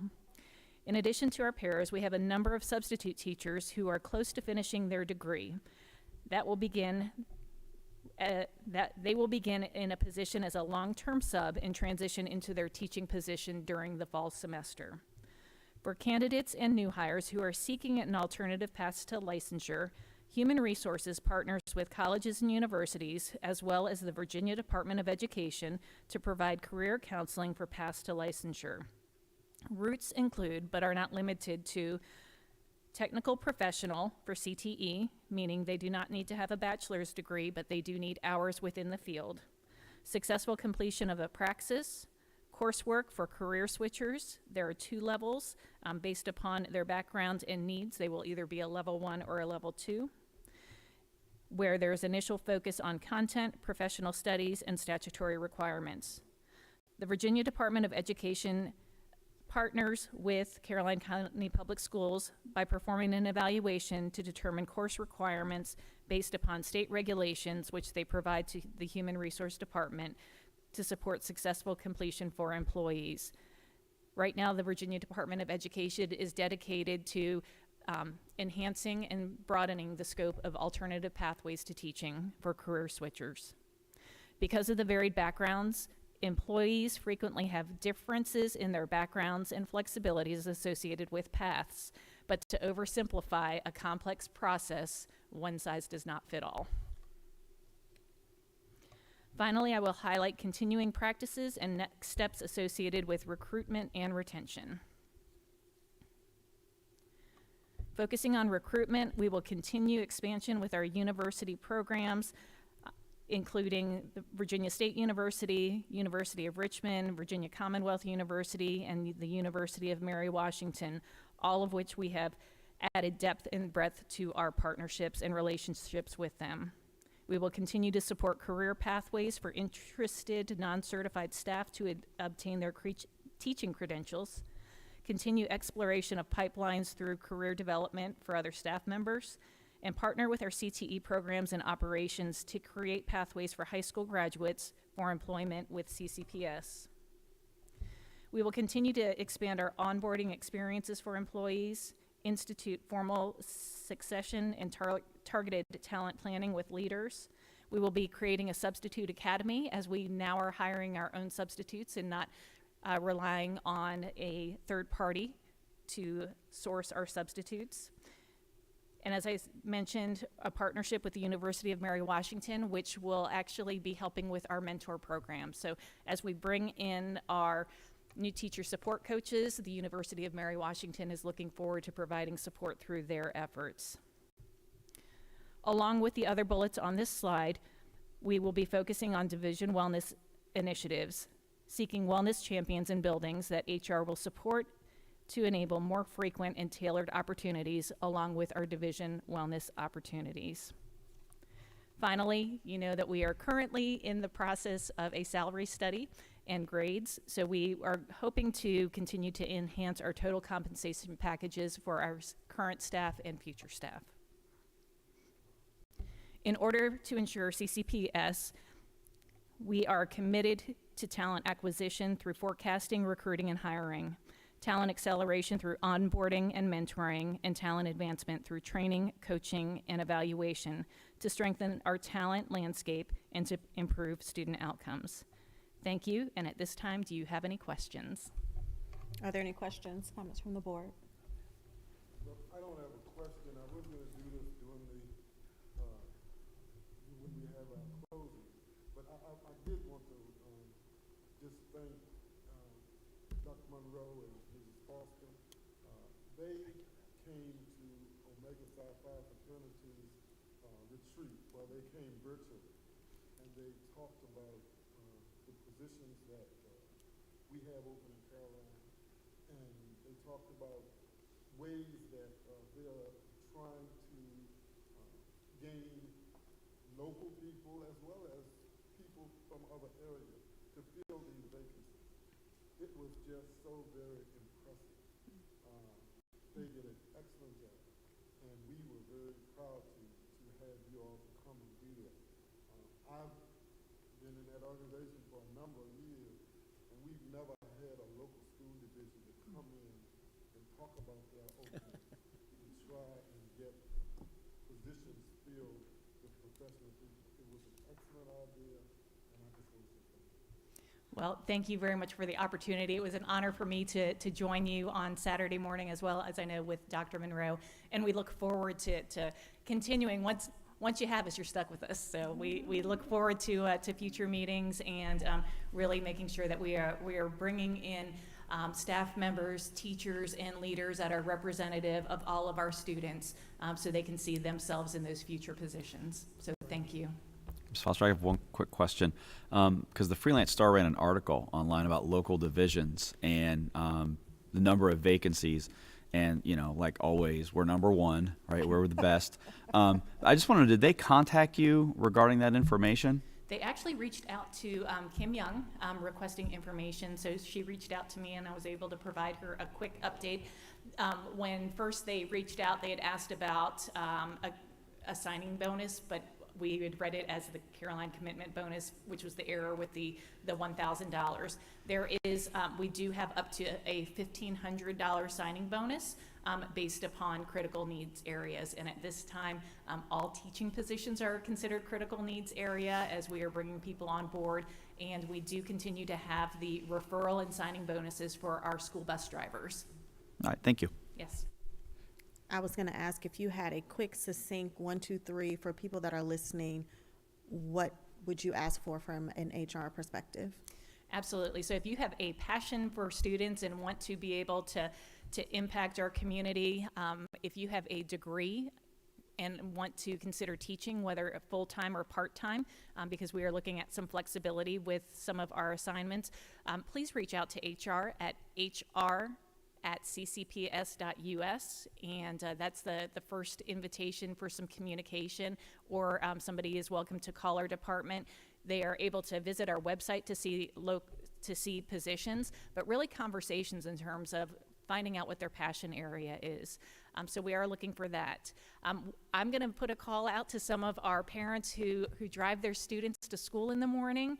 We would love to see you drive some more students within our division. And so if you are interested in making that impact and ensuring that all of our students are getting to school on time, we have school bus driver positions available, and you do not need to have previous training. We provide that training, and we pay you during that time training, as well as pay for the CDL licensing process. And then finally, we are taking on and taking back our substitute hiring process. So if you are interested where, you know, it might not be that I can do a part-time commitment on a regular basis or a full-time commitment, but I still want to be able to come into the schools and provide some assistance. Our substitute positions are currently posted. All of our previous ESS employees are going to be able to come back to us, and that process is a lot easier. They don't have to go through all of the same onboarding process. We've already got their fingerprints, so we're able to just get them into our system. But we are looking for substitutes at all levels. If you have a specific building that you would like to support, we would like to be able to honor that. But again, if substituting is not your jam and you like to volunteer, we'd love to hear from you as well. So I gave you 4. Great job. That infomercial was brought to you by Mrs. Foster and Caroline County Public Schools. Thank you so much, Mrs. Foster. And while you're here, can you go ahead with the update on teacher performance and evaluation? Certainly. So good evening once again, Madam Chair Dr. Rollins-Fells, Vice Chair Kelly, members of the board, Dr. Calveric, and members of the audience. Tonight I am here before you to provide information associated with the new Virginia Department of Education teacher standards associated with the teacher performance evaluation system. My objectives tonight are to provide you an overview of the teacher standards, provide you the process that CCPS is undertaking associated with the new standards, share training that has occurred and will be occurring in the future, and finally provide information associated with implementation of the new standards and teacher performance evaluation system. First, I would like to go over the new teacher performance standards required by the Virginia Department of Education. On this and the next slide, you will see changes to the guidelines provided to school divisions across the Commonwealth. Changes include deletion of material due to updated research, additions associated with growth and improvement and what divisions can modify, revisions to academic progress section, and added the Virginia Board of Education approved culturally responsive teaching and equitable practice standard.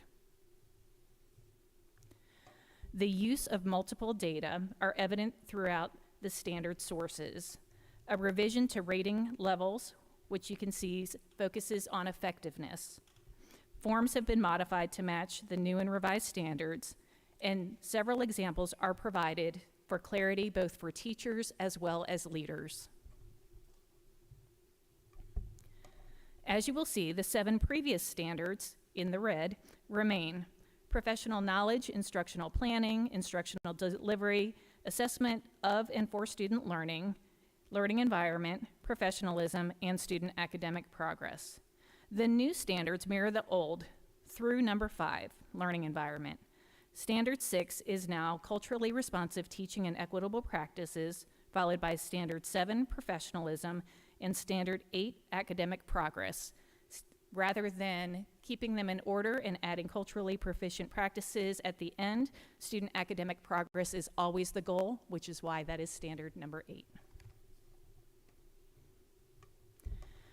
This slide provides a visual representation on how all standards lead to the last standard, student academic progress, which is impacted by each of the 7 previous standards.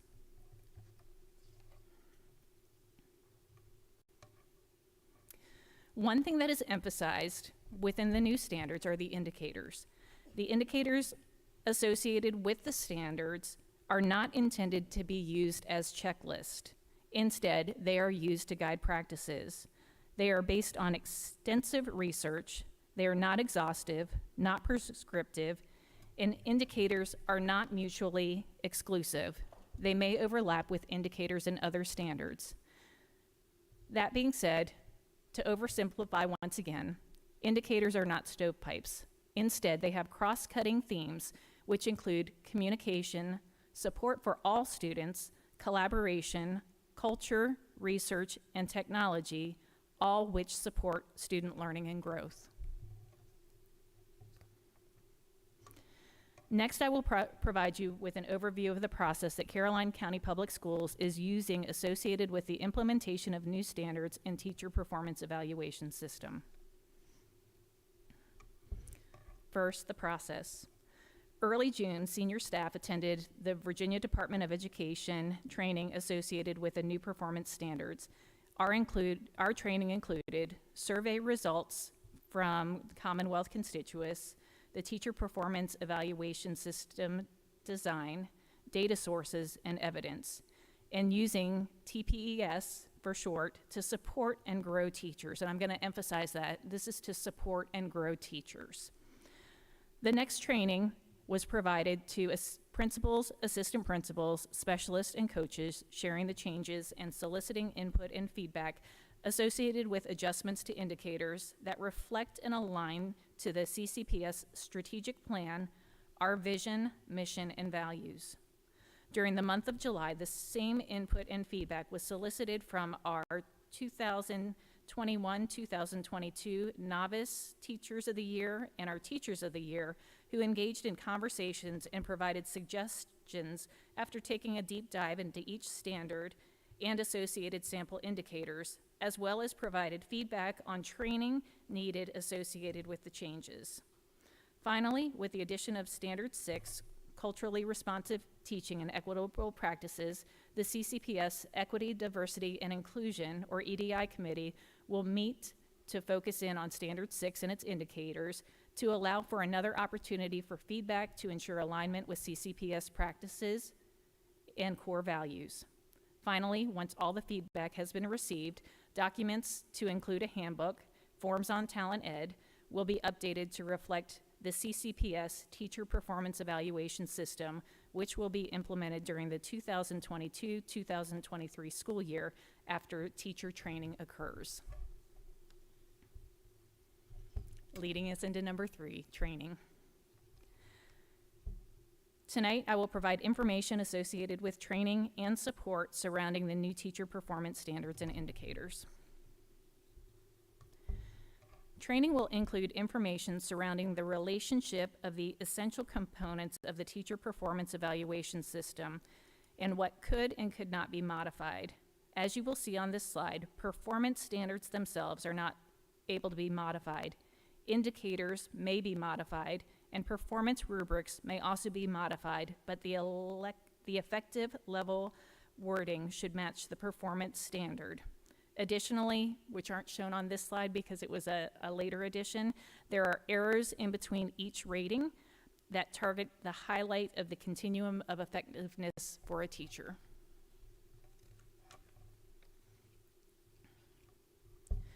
To provide a comprehensive understanding associated with the evaluation and performance system, additional teacher training surrounding standards, indicators, rubrics, as well as training surrounding observations, documentation logs, surveys, self-evaluation, and student outcome measures will be included, along with the benefits and challenges to each of those topics. You will note that observations and student outcomes measured are both required by the Code of Virginia for teacher evaluations. Other artifacts are recommended. Principals and assistant principals will continue to engage in training for observations and feedback, as well as support. As observations are provided, feedback is for growth and are part of the evaluation system, but should not be confused with a summative evaluation after an observation. Finally, we will review implementation. As stated earlier, based upon stakeholder feedback, next steps will be that our forms in Talent Ed will be updated, as well as our CCPS Teacher Performance Evaluation System manual will be updated for leaders and teachers, along with examples of look-fors and evidence and artifacts associated with each standard and how they are interconnected with one another for the ultimate goal of student performance. Then training and professional development will be provided to provide a foundation of success for teacher growth and development during the 2022-2023 school year to positively impact students' acquisition of knowledge and skills that will prepare them to meet their future goals associated with their 3E pathway, whether that be employed, enlisted, and/or enrolled. In closing, the Teacher Performance Evaluation System is designed to provide meaningful feedback to support and grow teachers, whether a novice or a veteran teacher, with the overarching goal of student success. Thank you, and at this time, do you have any questions? Thank you, Ms. Foster. Are there any questions from the board? Dr. Calveric? Mrs. Foster, can you please elaborate on which other groups experience performance standard changes as well? Absolutely. Other groups that have experienced performance standard changes align to our teacher performance standards. So our principal performance standards have the same 8 standards as well as our superintendent evaluations.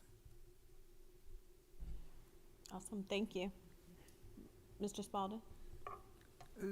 Excuse me, is this evaluation, did you say, is coming down from DOE?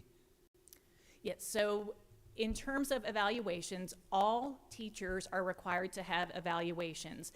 For our novice teachers, that is once annually for 3 years, and then you are on a cycle of evaluations. These are the new standards associated with the Virginia Department of Education that were approved last summer, so in 2021. There had been information provided. They received feedback on the initial standards and indicators, and they've been making revisions throughout the year, rolling out the training in June for school divisions. So to answer your question, yes. Thank you. Yes, sir. I have some more questions, but I'll check you later on. Okay. Did the state provide any guidelines of what the cost would be to implement this program division-wide or for all divisions, or did they provide any guidance on that? No, sir, they did not. That being said, the 7 standards that were in the previous performance system are still there with adaptations in terms of wording to reflect current research and be able to provide additional supports for that. The one addition is standard 6. So essentially, we don't have much in the way of changes we need to do. We just need some minor wording changes and other changes like that. Is that correct? Am I understanding I it would right? love to say that because they have changed the order of the standards, that means that we have to update all of our forms. Additionally, the indicators that they provide are sample indicators, and we thought it was very important to get our internal stakeholders' feedback on that to determine the indicators that they have provided. Are we vetting them? Do we need to reword them a little bit based upon the work that we are doing within Caroline County, both from Pathways 2022 and now into Achieve 2027? So the indicators, so kind of those examples of what we want to see, we are able to adapt, and we've gotten some great feedback from our leaders, our teachers, and I know our committee that will be meeting in the next few days. Okay. Thank you. Yes, sir. Okay, thank you, Mrs. Foster. Thank you. Oh, Mr. Taylor? Yes. We talk about the standards. I guess the question that I have is, and I know that these are coming down from the state, when these standards are designed, do schools have any input in the designing of these standards to make certain that they're realistic?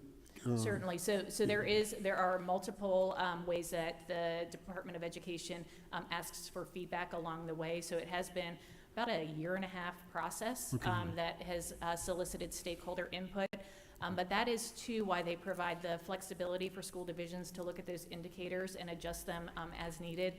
I will tell you, I am elated that there is clear connection between the standards and overlap. So as I said, communication, collaboration, utilizing data are embedded in all 8 standards, which is what we do. That's what we do in our PLCs. That is what we have been promoting in Caroline County for years. And so now the state has caught up to us, and they have included those things in the teacher performance system as well as the standards. Okay, thank you. Yes, sir. All right, thank you, Mrs. Foster. Thank you. And at this time, we'll have Melanie Terrell to please come forward with our per pupil expenditure report, followed by our monthly update on revenues and expenditures. Ms. Terrell. Good evening, Chair Dr. Rollins-Fells, Vice Chair Kelly, members of the board, and Dr. Calveric. I'm Melanie Terrell, and I will present the per pupil expenditure report tonight. Per pupil expenditures are required to be presented annually under Section 22.1-92 of the Code of Virginia. The FY21 actual per pupil expenditures are based on the final annual school report and the Table 15 data. Per per pupil expenditures are based on the operations budget expenditures defined to include regular school day, school food services, summer school, adult education, and other education programs, but do not include facilities, debt services, and capital outlay additions. FY21, the actual per pupil expenditures from state funds is $5,499. From sales and use tax, $1,380. From federal funds, $1,105.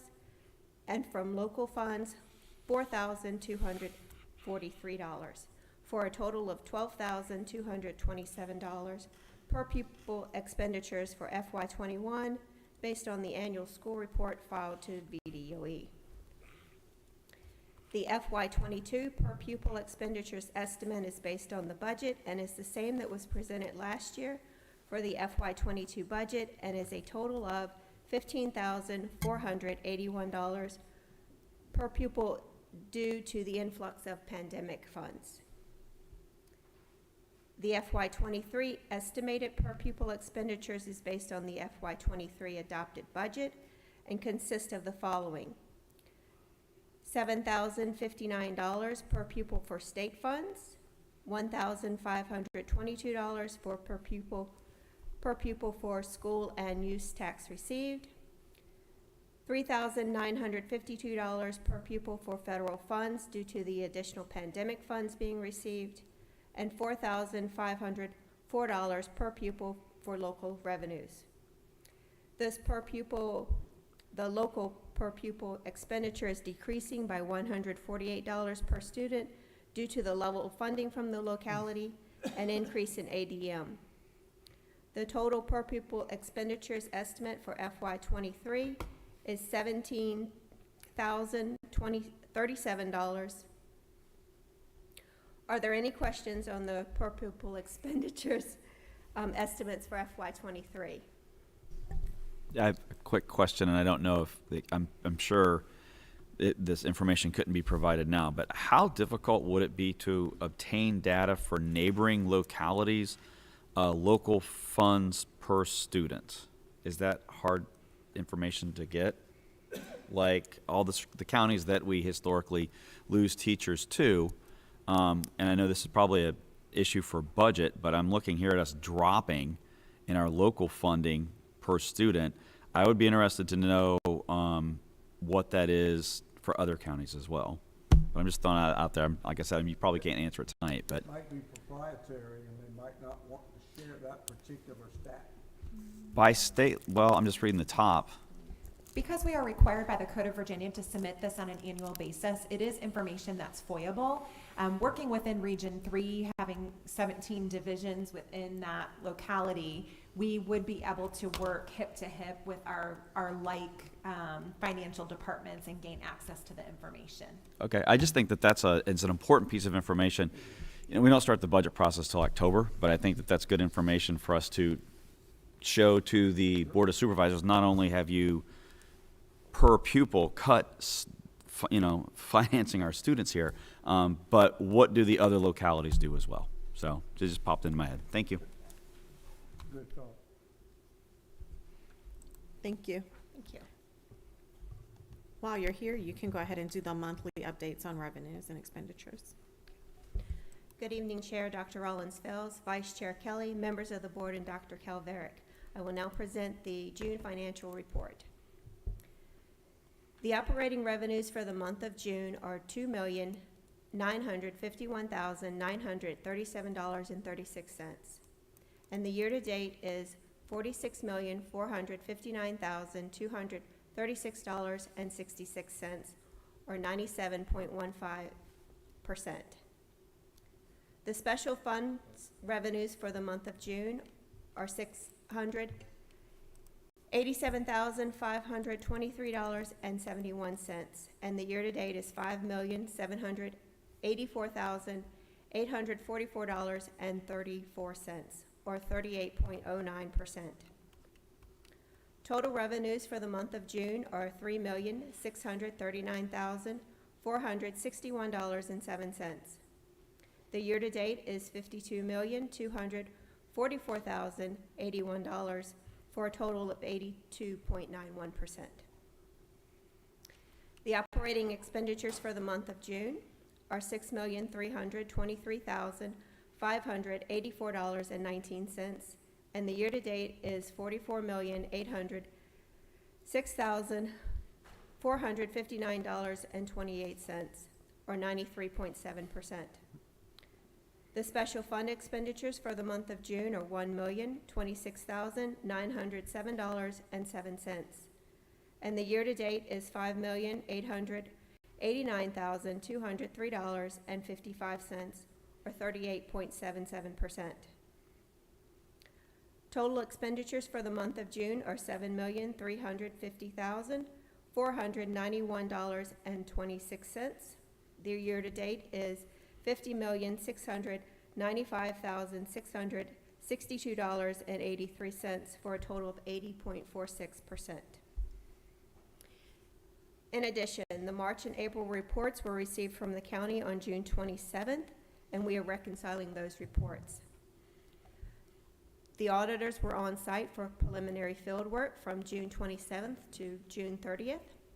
The auditors focused on VRS testing, internal controls testing, and single audit testing, in which they were auditing special education and CARES ESSER funds. No feedback has been received from the auditors for their week on site. A request was made to the manager to contact Mrs. Stevens to discuss the preliminary audit feedback. Are there any questions on the June financial report? Can you repeat, what is the month that we're reconciled to the county with? So we are working on March and April. Those reports were received on June 27th. Okay, thank you. Any other questions? Thank you. Thank you. That concludes our information from the district. We had a lot of updates tonight, but we will now open the floor to our citizens' comments. The Caroline County Public School Board welcomes public comment during our regular meeting and public hearings. It is a time where speakers can address an item on the meeting agenda or an item not on the agenda. All comments, however, should address a matter related to CCPS and not an individual student. Each speaker may speak up to 3 minutes. Is there anyone present that would like to make a citizen's comment? Hearing none, citizens' comment period is closed. We will now move to our action items for this evening. I'd ask that we have the approval of our 22-23 tuition rates. Mr. Rowe. Good evening, Chair Dr. Rollins-Fells, Vice Chair Kelly, members of the board, and Dr. Calveric. I will now present the 22-23 tuition rates for approval. The 22-23 tuition rates are based on the FY23 estimated per pupil expenditures that I presented earlier tonight.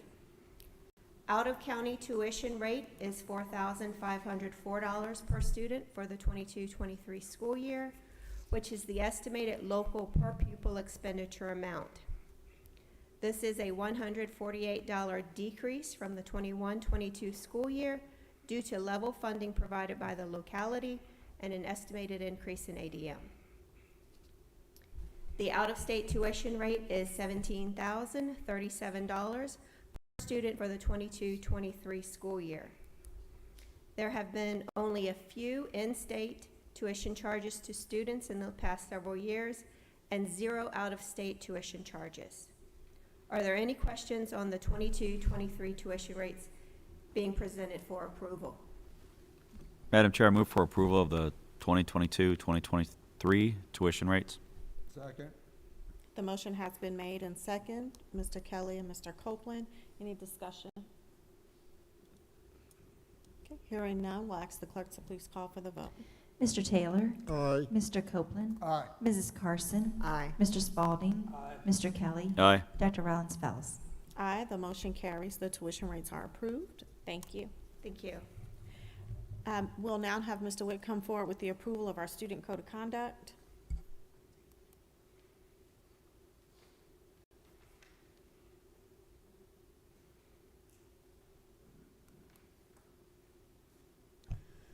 Good evening, Chair Dr. Rollins-Fells, Vice Chair Mr. Kelly, the rest of the school board, and Dr. Calveric. The code of conduct was presented at the last month's meeting, and today we present the same information with just a couple changes that were recommended by the board. One is that under cell phones at the secondary level, students will be required to silence their cell phones as well as submitting them to the teacher, as well as smart watches at the beginning of each class. And the other language change occurs in letter G under dress code. We changed that word from male and female underwear to male and female undergarments. Otherwise, all the language is still the same from last month, including the Chromebook replacement fees. Madam Chair, I move for approval of this student code of conduct as presented. Second. Okay, motion has been made and second. Any discussion?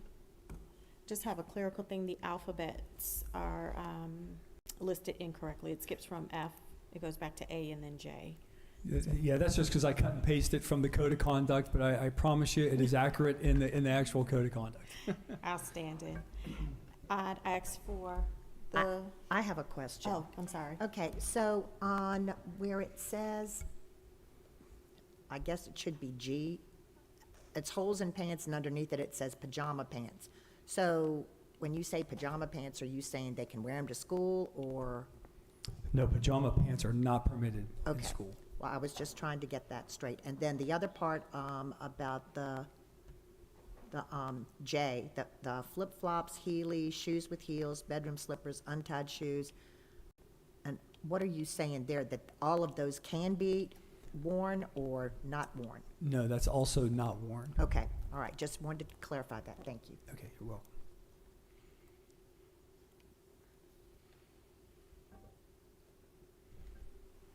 Okay, any other questions? All right, I ask the clerk to please call for the vote. Mr. Copeland? Aye. Mrs. Carson? Aye. Mr. Taylor? Aye. Mr. Kelly? Aye. Mr. Spalding? Dr. Rollins-Fells? Aye, the motion carries. The code of conduct is approved. Mr. Wick, if you could please go over our attendance policy.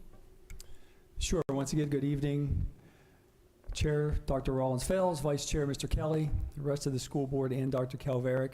There are a number of changes we're recommending to the attendance policy, which is in your board docs, and I'll go through them hopefully relatively quickly.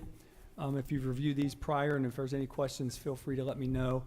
Beginning on page 1, there are a couple of regulations that Dr. Monroe will cover here after me that's required by the state.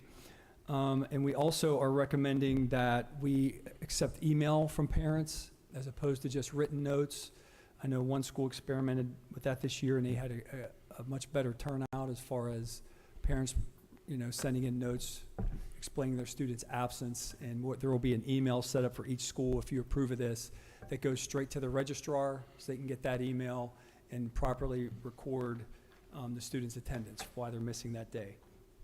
On page 2, we looked at refining the Perfect Attendance Award qualifications, and we've actually taken out elementary school, and this applies to all schools because this does arise at the secondary level on occasion. And the changes here include that students will have a combined total or a total of either 5 tardies or 5 early dismissals during the school year, means they will not qualify for perfect attendance.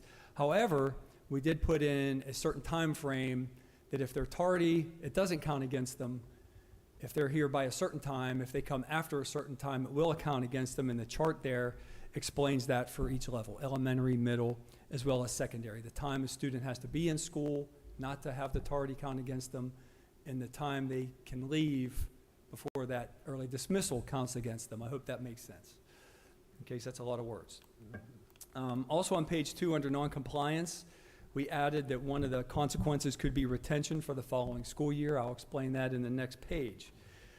On page 3, basically defining chronic absenteeism, we want to be aligned with the state. The state considers 10%, a student missing 10% of the days as being chronically absent.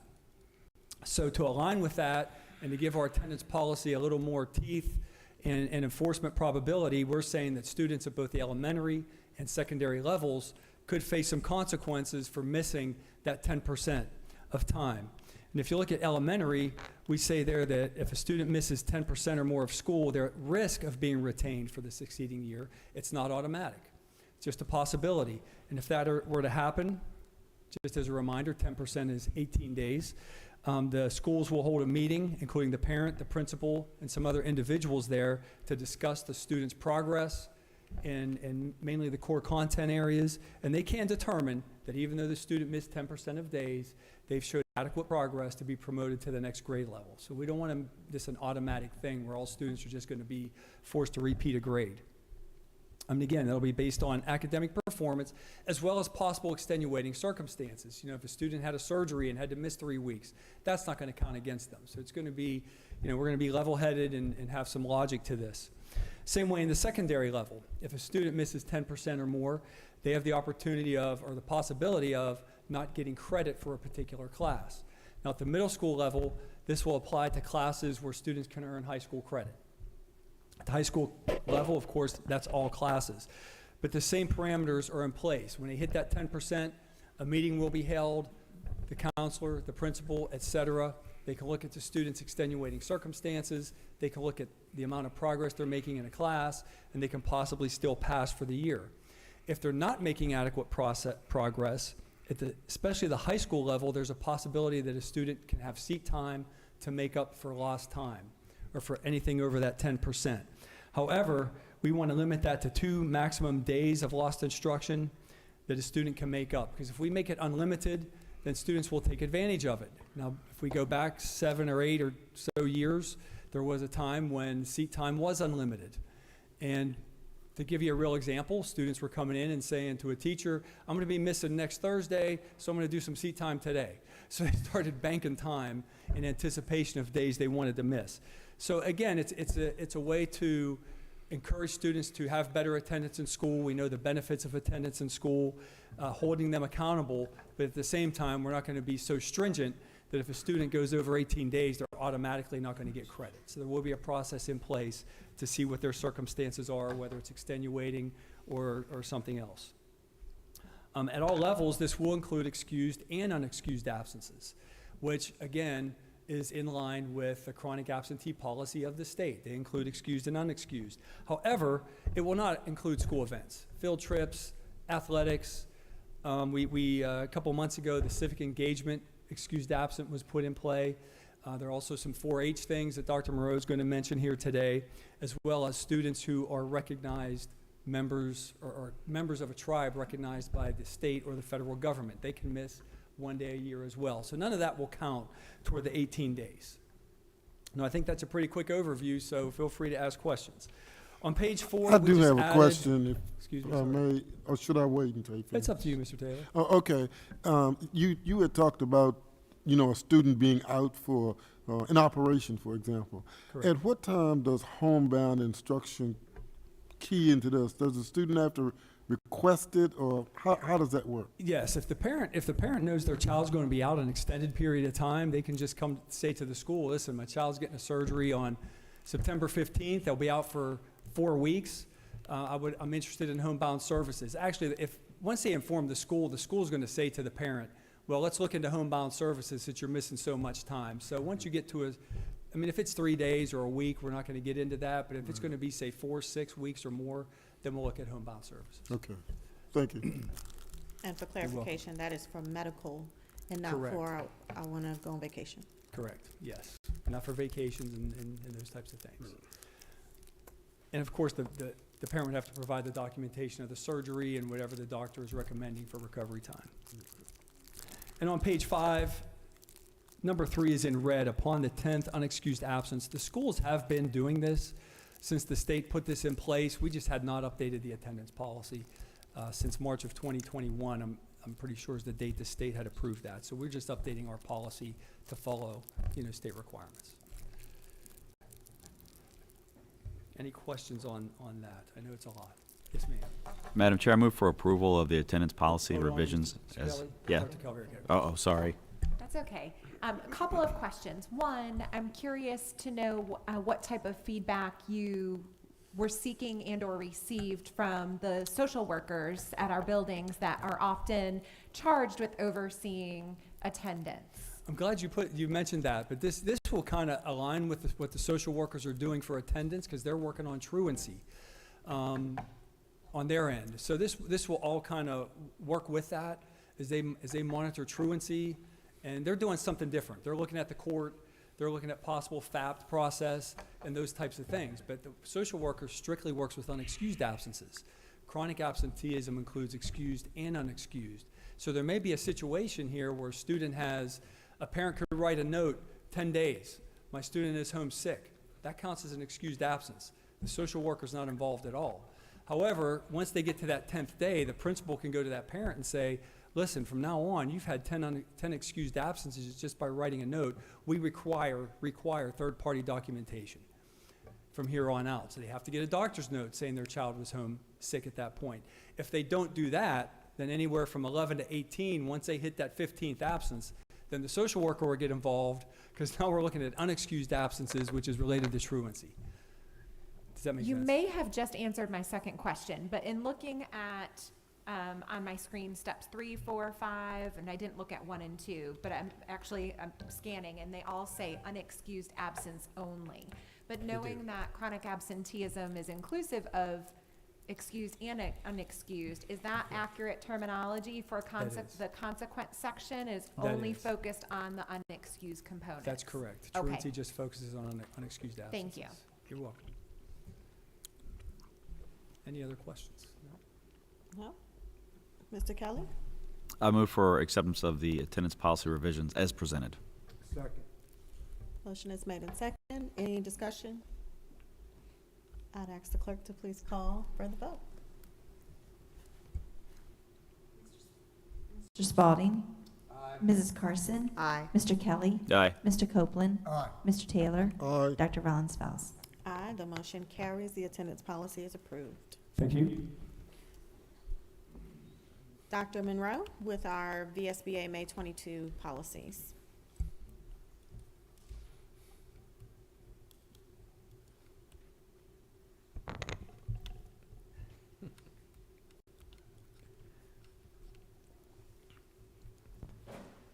Great evening, Madam Chair, Dr. Rollins Fells, Vice Chair Kelly, members of the board, and Dr. Calveric.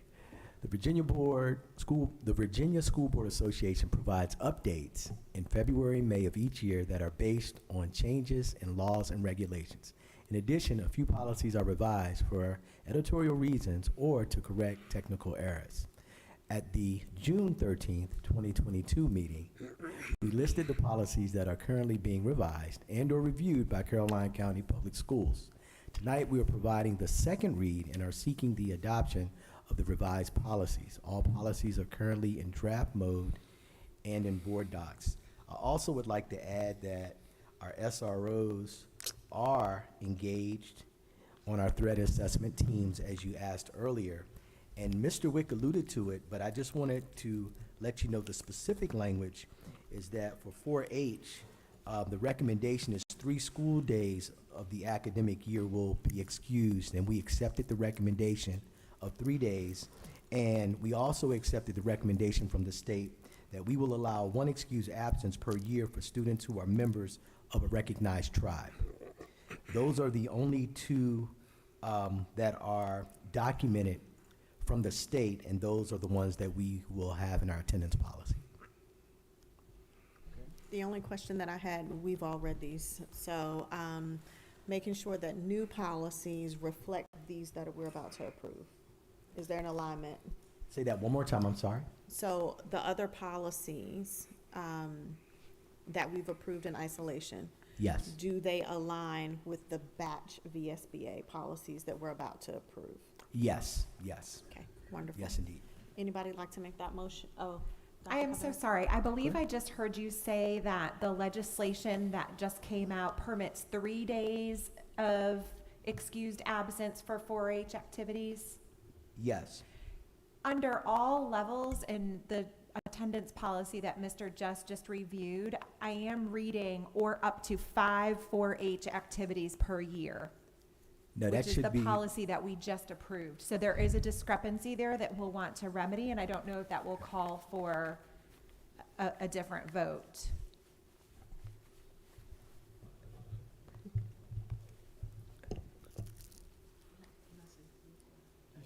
Yeah, Dr. Monroe said 3. I know there's a typo in that. I thought I had corrected it. The state allows the school board to determine whatever number they want for that 4-H. Last month, we recommended 3 as a realistic number. So 3 is the number for 4-H activities. If you guys approve that, I mean, you can change that to 5, you can make it whatever you want to make it.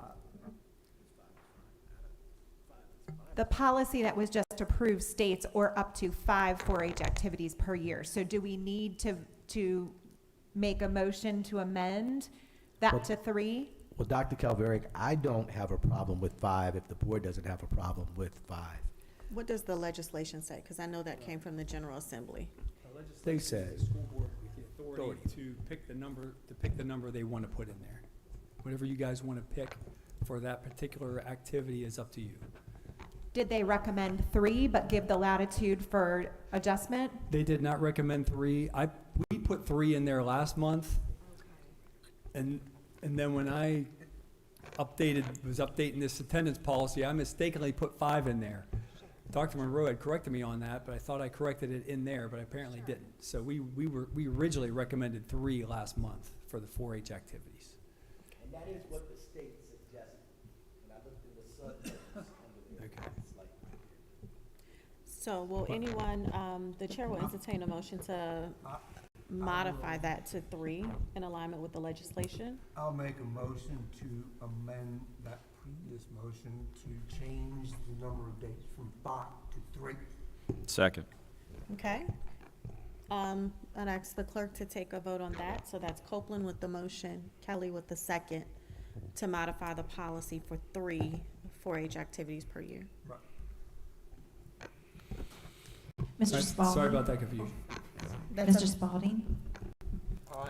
Mr. Kelly? Aye. Mrs. Carson? Aye. Mr. Copeland? Aye. Mr. Taylor? Aye. Dr. Rollins-Fells? Aye, the motion carries. All right, Thank you. outstanding. So the VSBA policies are approved. Did we close that out, Lisa? The motion that was just on the floor kind of went on top of another motion. So that was out of order. So we will stand with the revision to the code of conduct. Mr. Kelly, does your motion still stand for VSBA policies? Yes. Is there a second? Mr. Copeland, does yours still stand? Second for that. All right, so if we can take the vote on the VSBA policies at this time?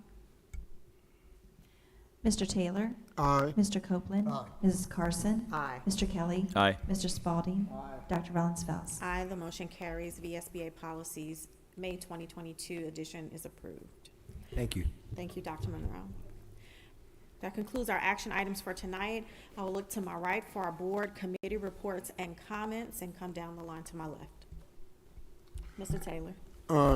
Yes, just a couple of, the diversity committee will be meeting in July, on July 28th, from 4:30 to 6. If there are persons who would like to attend, they're always welcome. And we will be doing some things with teacher performance standards as it relates to cultural responsiveness in teaching and equitable practices, and we're trying to align those standards with the strategic plan. So it's all one big picture, and we're trying to work it out, and so things are going well in that venue, and I'm sure they will continue. The only other thing I have is, and I don't know how many people are aware of it, but Longwood University has a program called the Call Me Mr. program. I know Dr. Reed, I know Dr. Monroe, I know they know about that. But anyway, what they do is they try to identify male students, and it's kind of aimed at minority male students, but I don't know that other students could not get into it if they wanted to, because we really don't want to be choicy. If we got males that want to go into education, we want to get them in there. And so they start with these kids as early as 10th grade, and they come during the summer, and they do it to 11th grade or 12th grade, and they get a substantial cut in the tuition if they go into education. Well, and I say that because I was invited, or have been invited, to come next week and be a part of that program. And so I will do that, and with your permission, I would like to represent Caroline School Board as well, because we are all in this together. And if you can get into a major university and get your name out there, it shows what you're doing to try to generate educators and to work with the situation that we have in the classroom. So that's all that I have today. And again, thank you again to Dr. Monroe and to Ms. Foster for their participation with the fraternity. Dr. Monroe did really well, even though he's not a part of that fraternity, but he still did. I made sure to let them know.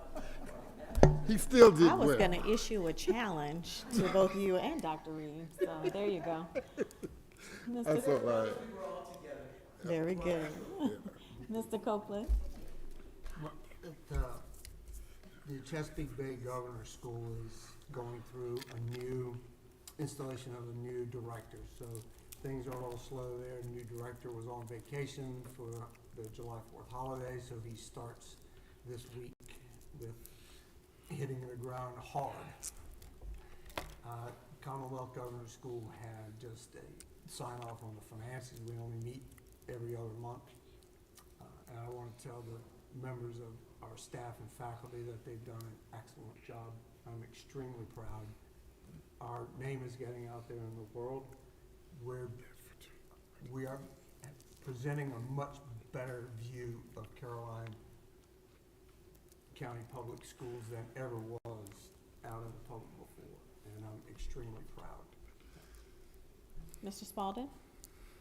Thank you. I don't know how to put this.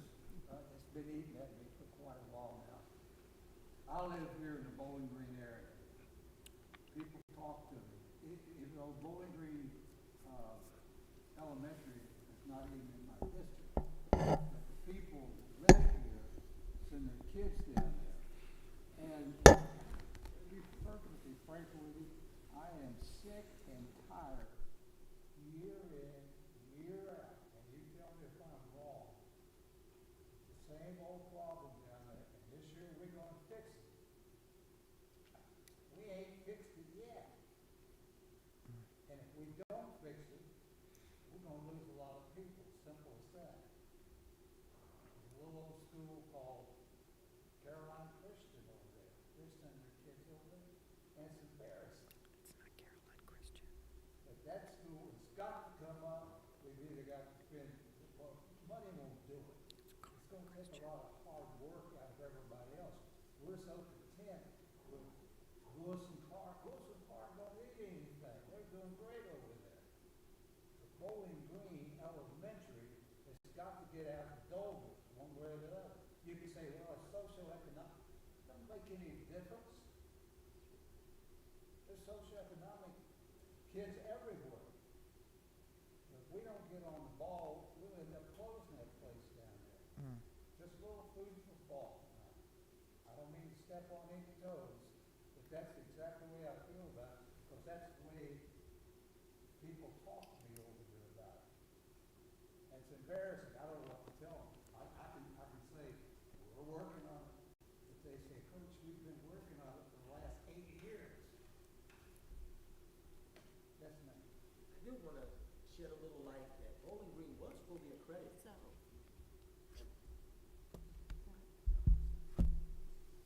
Well, just the way it happened. This year we're saying that Well, anyways, like I said, I'm really disappointed. And it can't be like a yo-yo.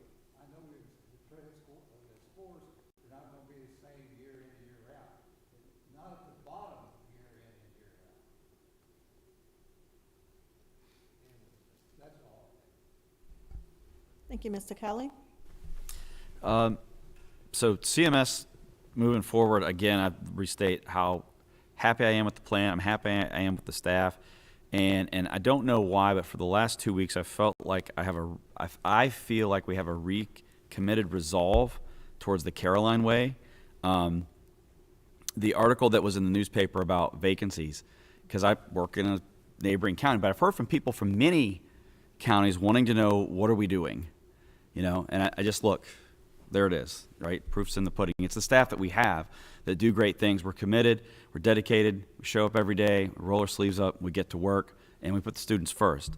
And I love that. I absolutely, and you guys know me, I brag way too much and just tell them we got the best and no, you can't have them. We just hired a new athletic director at the middle school. I think his name's Travis Clark, is that correct? And I've met him through the athletic advisory committee, and he is a go-getter. He shot me an email a couple weeks ago and said, so what do you think we can do at the middle school to improve athletics? And I think everybody knows he asked the wrong person. And boy, he is absolutely fantastic and super passionate. The first time, I think the second time I met him was at a baseball game, softball game, and he was cooking burgers to sell as a fundraiser for people. I mean, he is just wonderful. Lastly, I keep getting the emails. I want to remind everybody, Block Party, August the 10th, 5 to 7. I went last year. I got pulled into it with my kids because I was like, no, I do not want to go stand outside in the heat. And I had so much fun. I encourage all of the board members to go. And if you get challenged by the cross-country team to see how long you can do planks, do not accept that challenge because they will beat you. They beat me. So just say no, give them some money for their fundraiser, and then just walk away. That concludes my comments. Thank you, Mrs. Carson. I want to let everybody know we have a Caroline Educational Foundation meeting on the 13th, and it's from 10 to 11:30. And I think we're going to have, if I'm not mistaken, the teacher grants. We're going to hear about the ones and how well they went over. And we're tossing around a lot of ideas about teachers as leaders and different things, and it's really exciting. I've invited some more people from the community to come, and if you have any people that you think might be interested in helping us out, we're always looking for other corporations and businesses to join, so I'd look forward to it. And I want to thank HR for going above and beyond, because you have come up with so many unique ways to tempt people to come to Caroline and to grab them and get them. And now we're keeping them here, and people want to come, and it's just exciting. And I just want to say to all the schools, I am very proud of all the hard work. We've come a long way from when I first got on the board. We're a cohesive unit because we were a broken machine back in the day when I got on in 2012, and we have just blossomed. Thank you so much. Outstanding. All right, so my committee updates. For the month of July, we have several things coming up. We'll have our Conference on Education sponsored by VSBA. We will also have VPost. That committee meeting will be on July the 20th. In terms of the county updates, on July 23rd, Caroline's Promise, we are sponsoring a back-to-school supply drive. So just encouraging the community to come out to that. You want to get here early. For those that may still want to donate supplies to the different organizations, you can go online to carolinespromise.org and see how you can support that. In terms of my board comments, I want to say welcome to all of our new hires. There is much work to be done for all of us as we return to normal. And while we do spend a lot of energy talking about the new folks coming to our county, I wanted to take a moment to say thank you to those of you who have stuck in there, who have stuck with us. You are invested in #OneCaroline. And so we salute all of our returning staff members and our veterans. A special shout out to our paraeducators who have gone through the process and will be entering the classroom as a teacher. And kudos to the leadership team for being committed to growing our own. And that's not to, block anyone out, but there is value in us growing our own leadership. It was evident in the principals serving as instructional leaders in your retreats and in our admin support retreats as well. So I noted that. There is one final call to action from me, and that is for our parents and family engagement. So yes, we looked at our data tonight. We are transparent about it. We own it. It is an ugly truth that is nationwide. So we're not hiding behind that. We are saying that this is our benchmark. This is how we move forward, and we are committed in the school walls to doing that. But we don't need to have a lopsided stool. We need our students to show up, and we need our families to show up as well. So I'm asking as a call to action from me for the principals to please put out your PTA information now. Start getting that information and recruiting drummed up. And as an accountability measure, I would like to hear some of that data. I don't want to see that we got 10 people in the PTA when we have thousands of kids in a school building. And then last but not least, let's please make sure that we're turning towards each other and not on each other. One of the things that we have overcome in this county since I have been here for the last 20 years is this invisible divide, and we've broken down that wall, and I do not want to see that come back up again. I've taught on both sides of this county, and I can tell you they're great teachers and great students and great efforts on both sides, so we're not even going to start that. So if you got a complaint, come on in the doors and be part of the solution. That concludes my board comments for tonight, and I'll turn it over to the superintendent. Thank you, Dr. Rollins-Fells. Just to piggyback off of Mr. Taylor's comment regarding Call Me Mister, we currently have a rising senior from Longwood who is president of the Call Me Mister program, who is teaching summer school at Madison Elementary, and he hopes to student teach here and become an employee. So we look forward to possibly welcoming Jonathan Spencer permanently next year.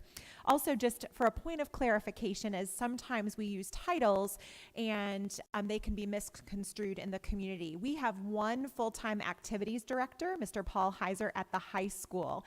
Our activities director at CMS is actually a health and PE position, and he receives a very small stipend to orchestrate activities at the middle school. So I just want to be very clear that we have one full-time activities director and then a health and PE teacher that earns a stipend, just for the public's awareness. The rest of my items really deal with events, and some folks have already identified some of the fabulous things happening in our community. Check your school's website for the pop-up tutoring activities going on in July. July 23rd is the Community of Promise Caroline Promise Supply Drive. It is a drive-through event from 10 to 12 at CMS. Free supplies. Come out to this tremendous day. We also have already mentioned the block party on August 11th. What we did not mention is August 11th is also the middle school, high school open house event. So you can double dip, go to open house, get schedules, meet your teachers, and then visit all the vendors, go to the food trucks, and have a great time with your community. We also look forward to August 8th, where we roll out our new strategic plan, Achieve 2027, All Things with Excellence, as well as the website that you got a sneak peek at this evening. And that concludes all of my comments for this evening. We look forward to welcoming students back. Next month's school board meeting is on the first day of school. Mm-hmm. All right. For school board matters of interest, the board, would you please just check your calendars? Ms. Stevens has put placeholders there for us. And at this time, we are not going to adjourn, but rather we are going to reconvene our closed session. And so if I can have a motion to go back to that, I am going to amend the statement here. So Lisa, if you could capture this. We want to go back into closed session for the superintendent's personnel agenda for the discussion of appointments, resignations, request for family medical leave, VSBA nominations, never mind, you already got it, and as authorized by section 2.2-3711A subsection 1 of the Code of Virginia 1950 as amended. Is there a motion to that effect? So moved. I'd ask the clerk to please call the roll.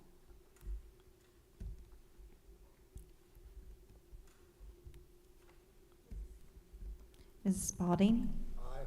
Oh, Mr. Spalding, I'm sorry. Mr. Copeland? Aye. Mr. Taylor? Mr. Kelly? Aye. Ms. Carson? Aye. And Dr. Rollins-Fells? Aye. Thank you so much. We are convening to closed session. Thank you for those of you who have stayed and have joined us tonight. You may be dismissed.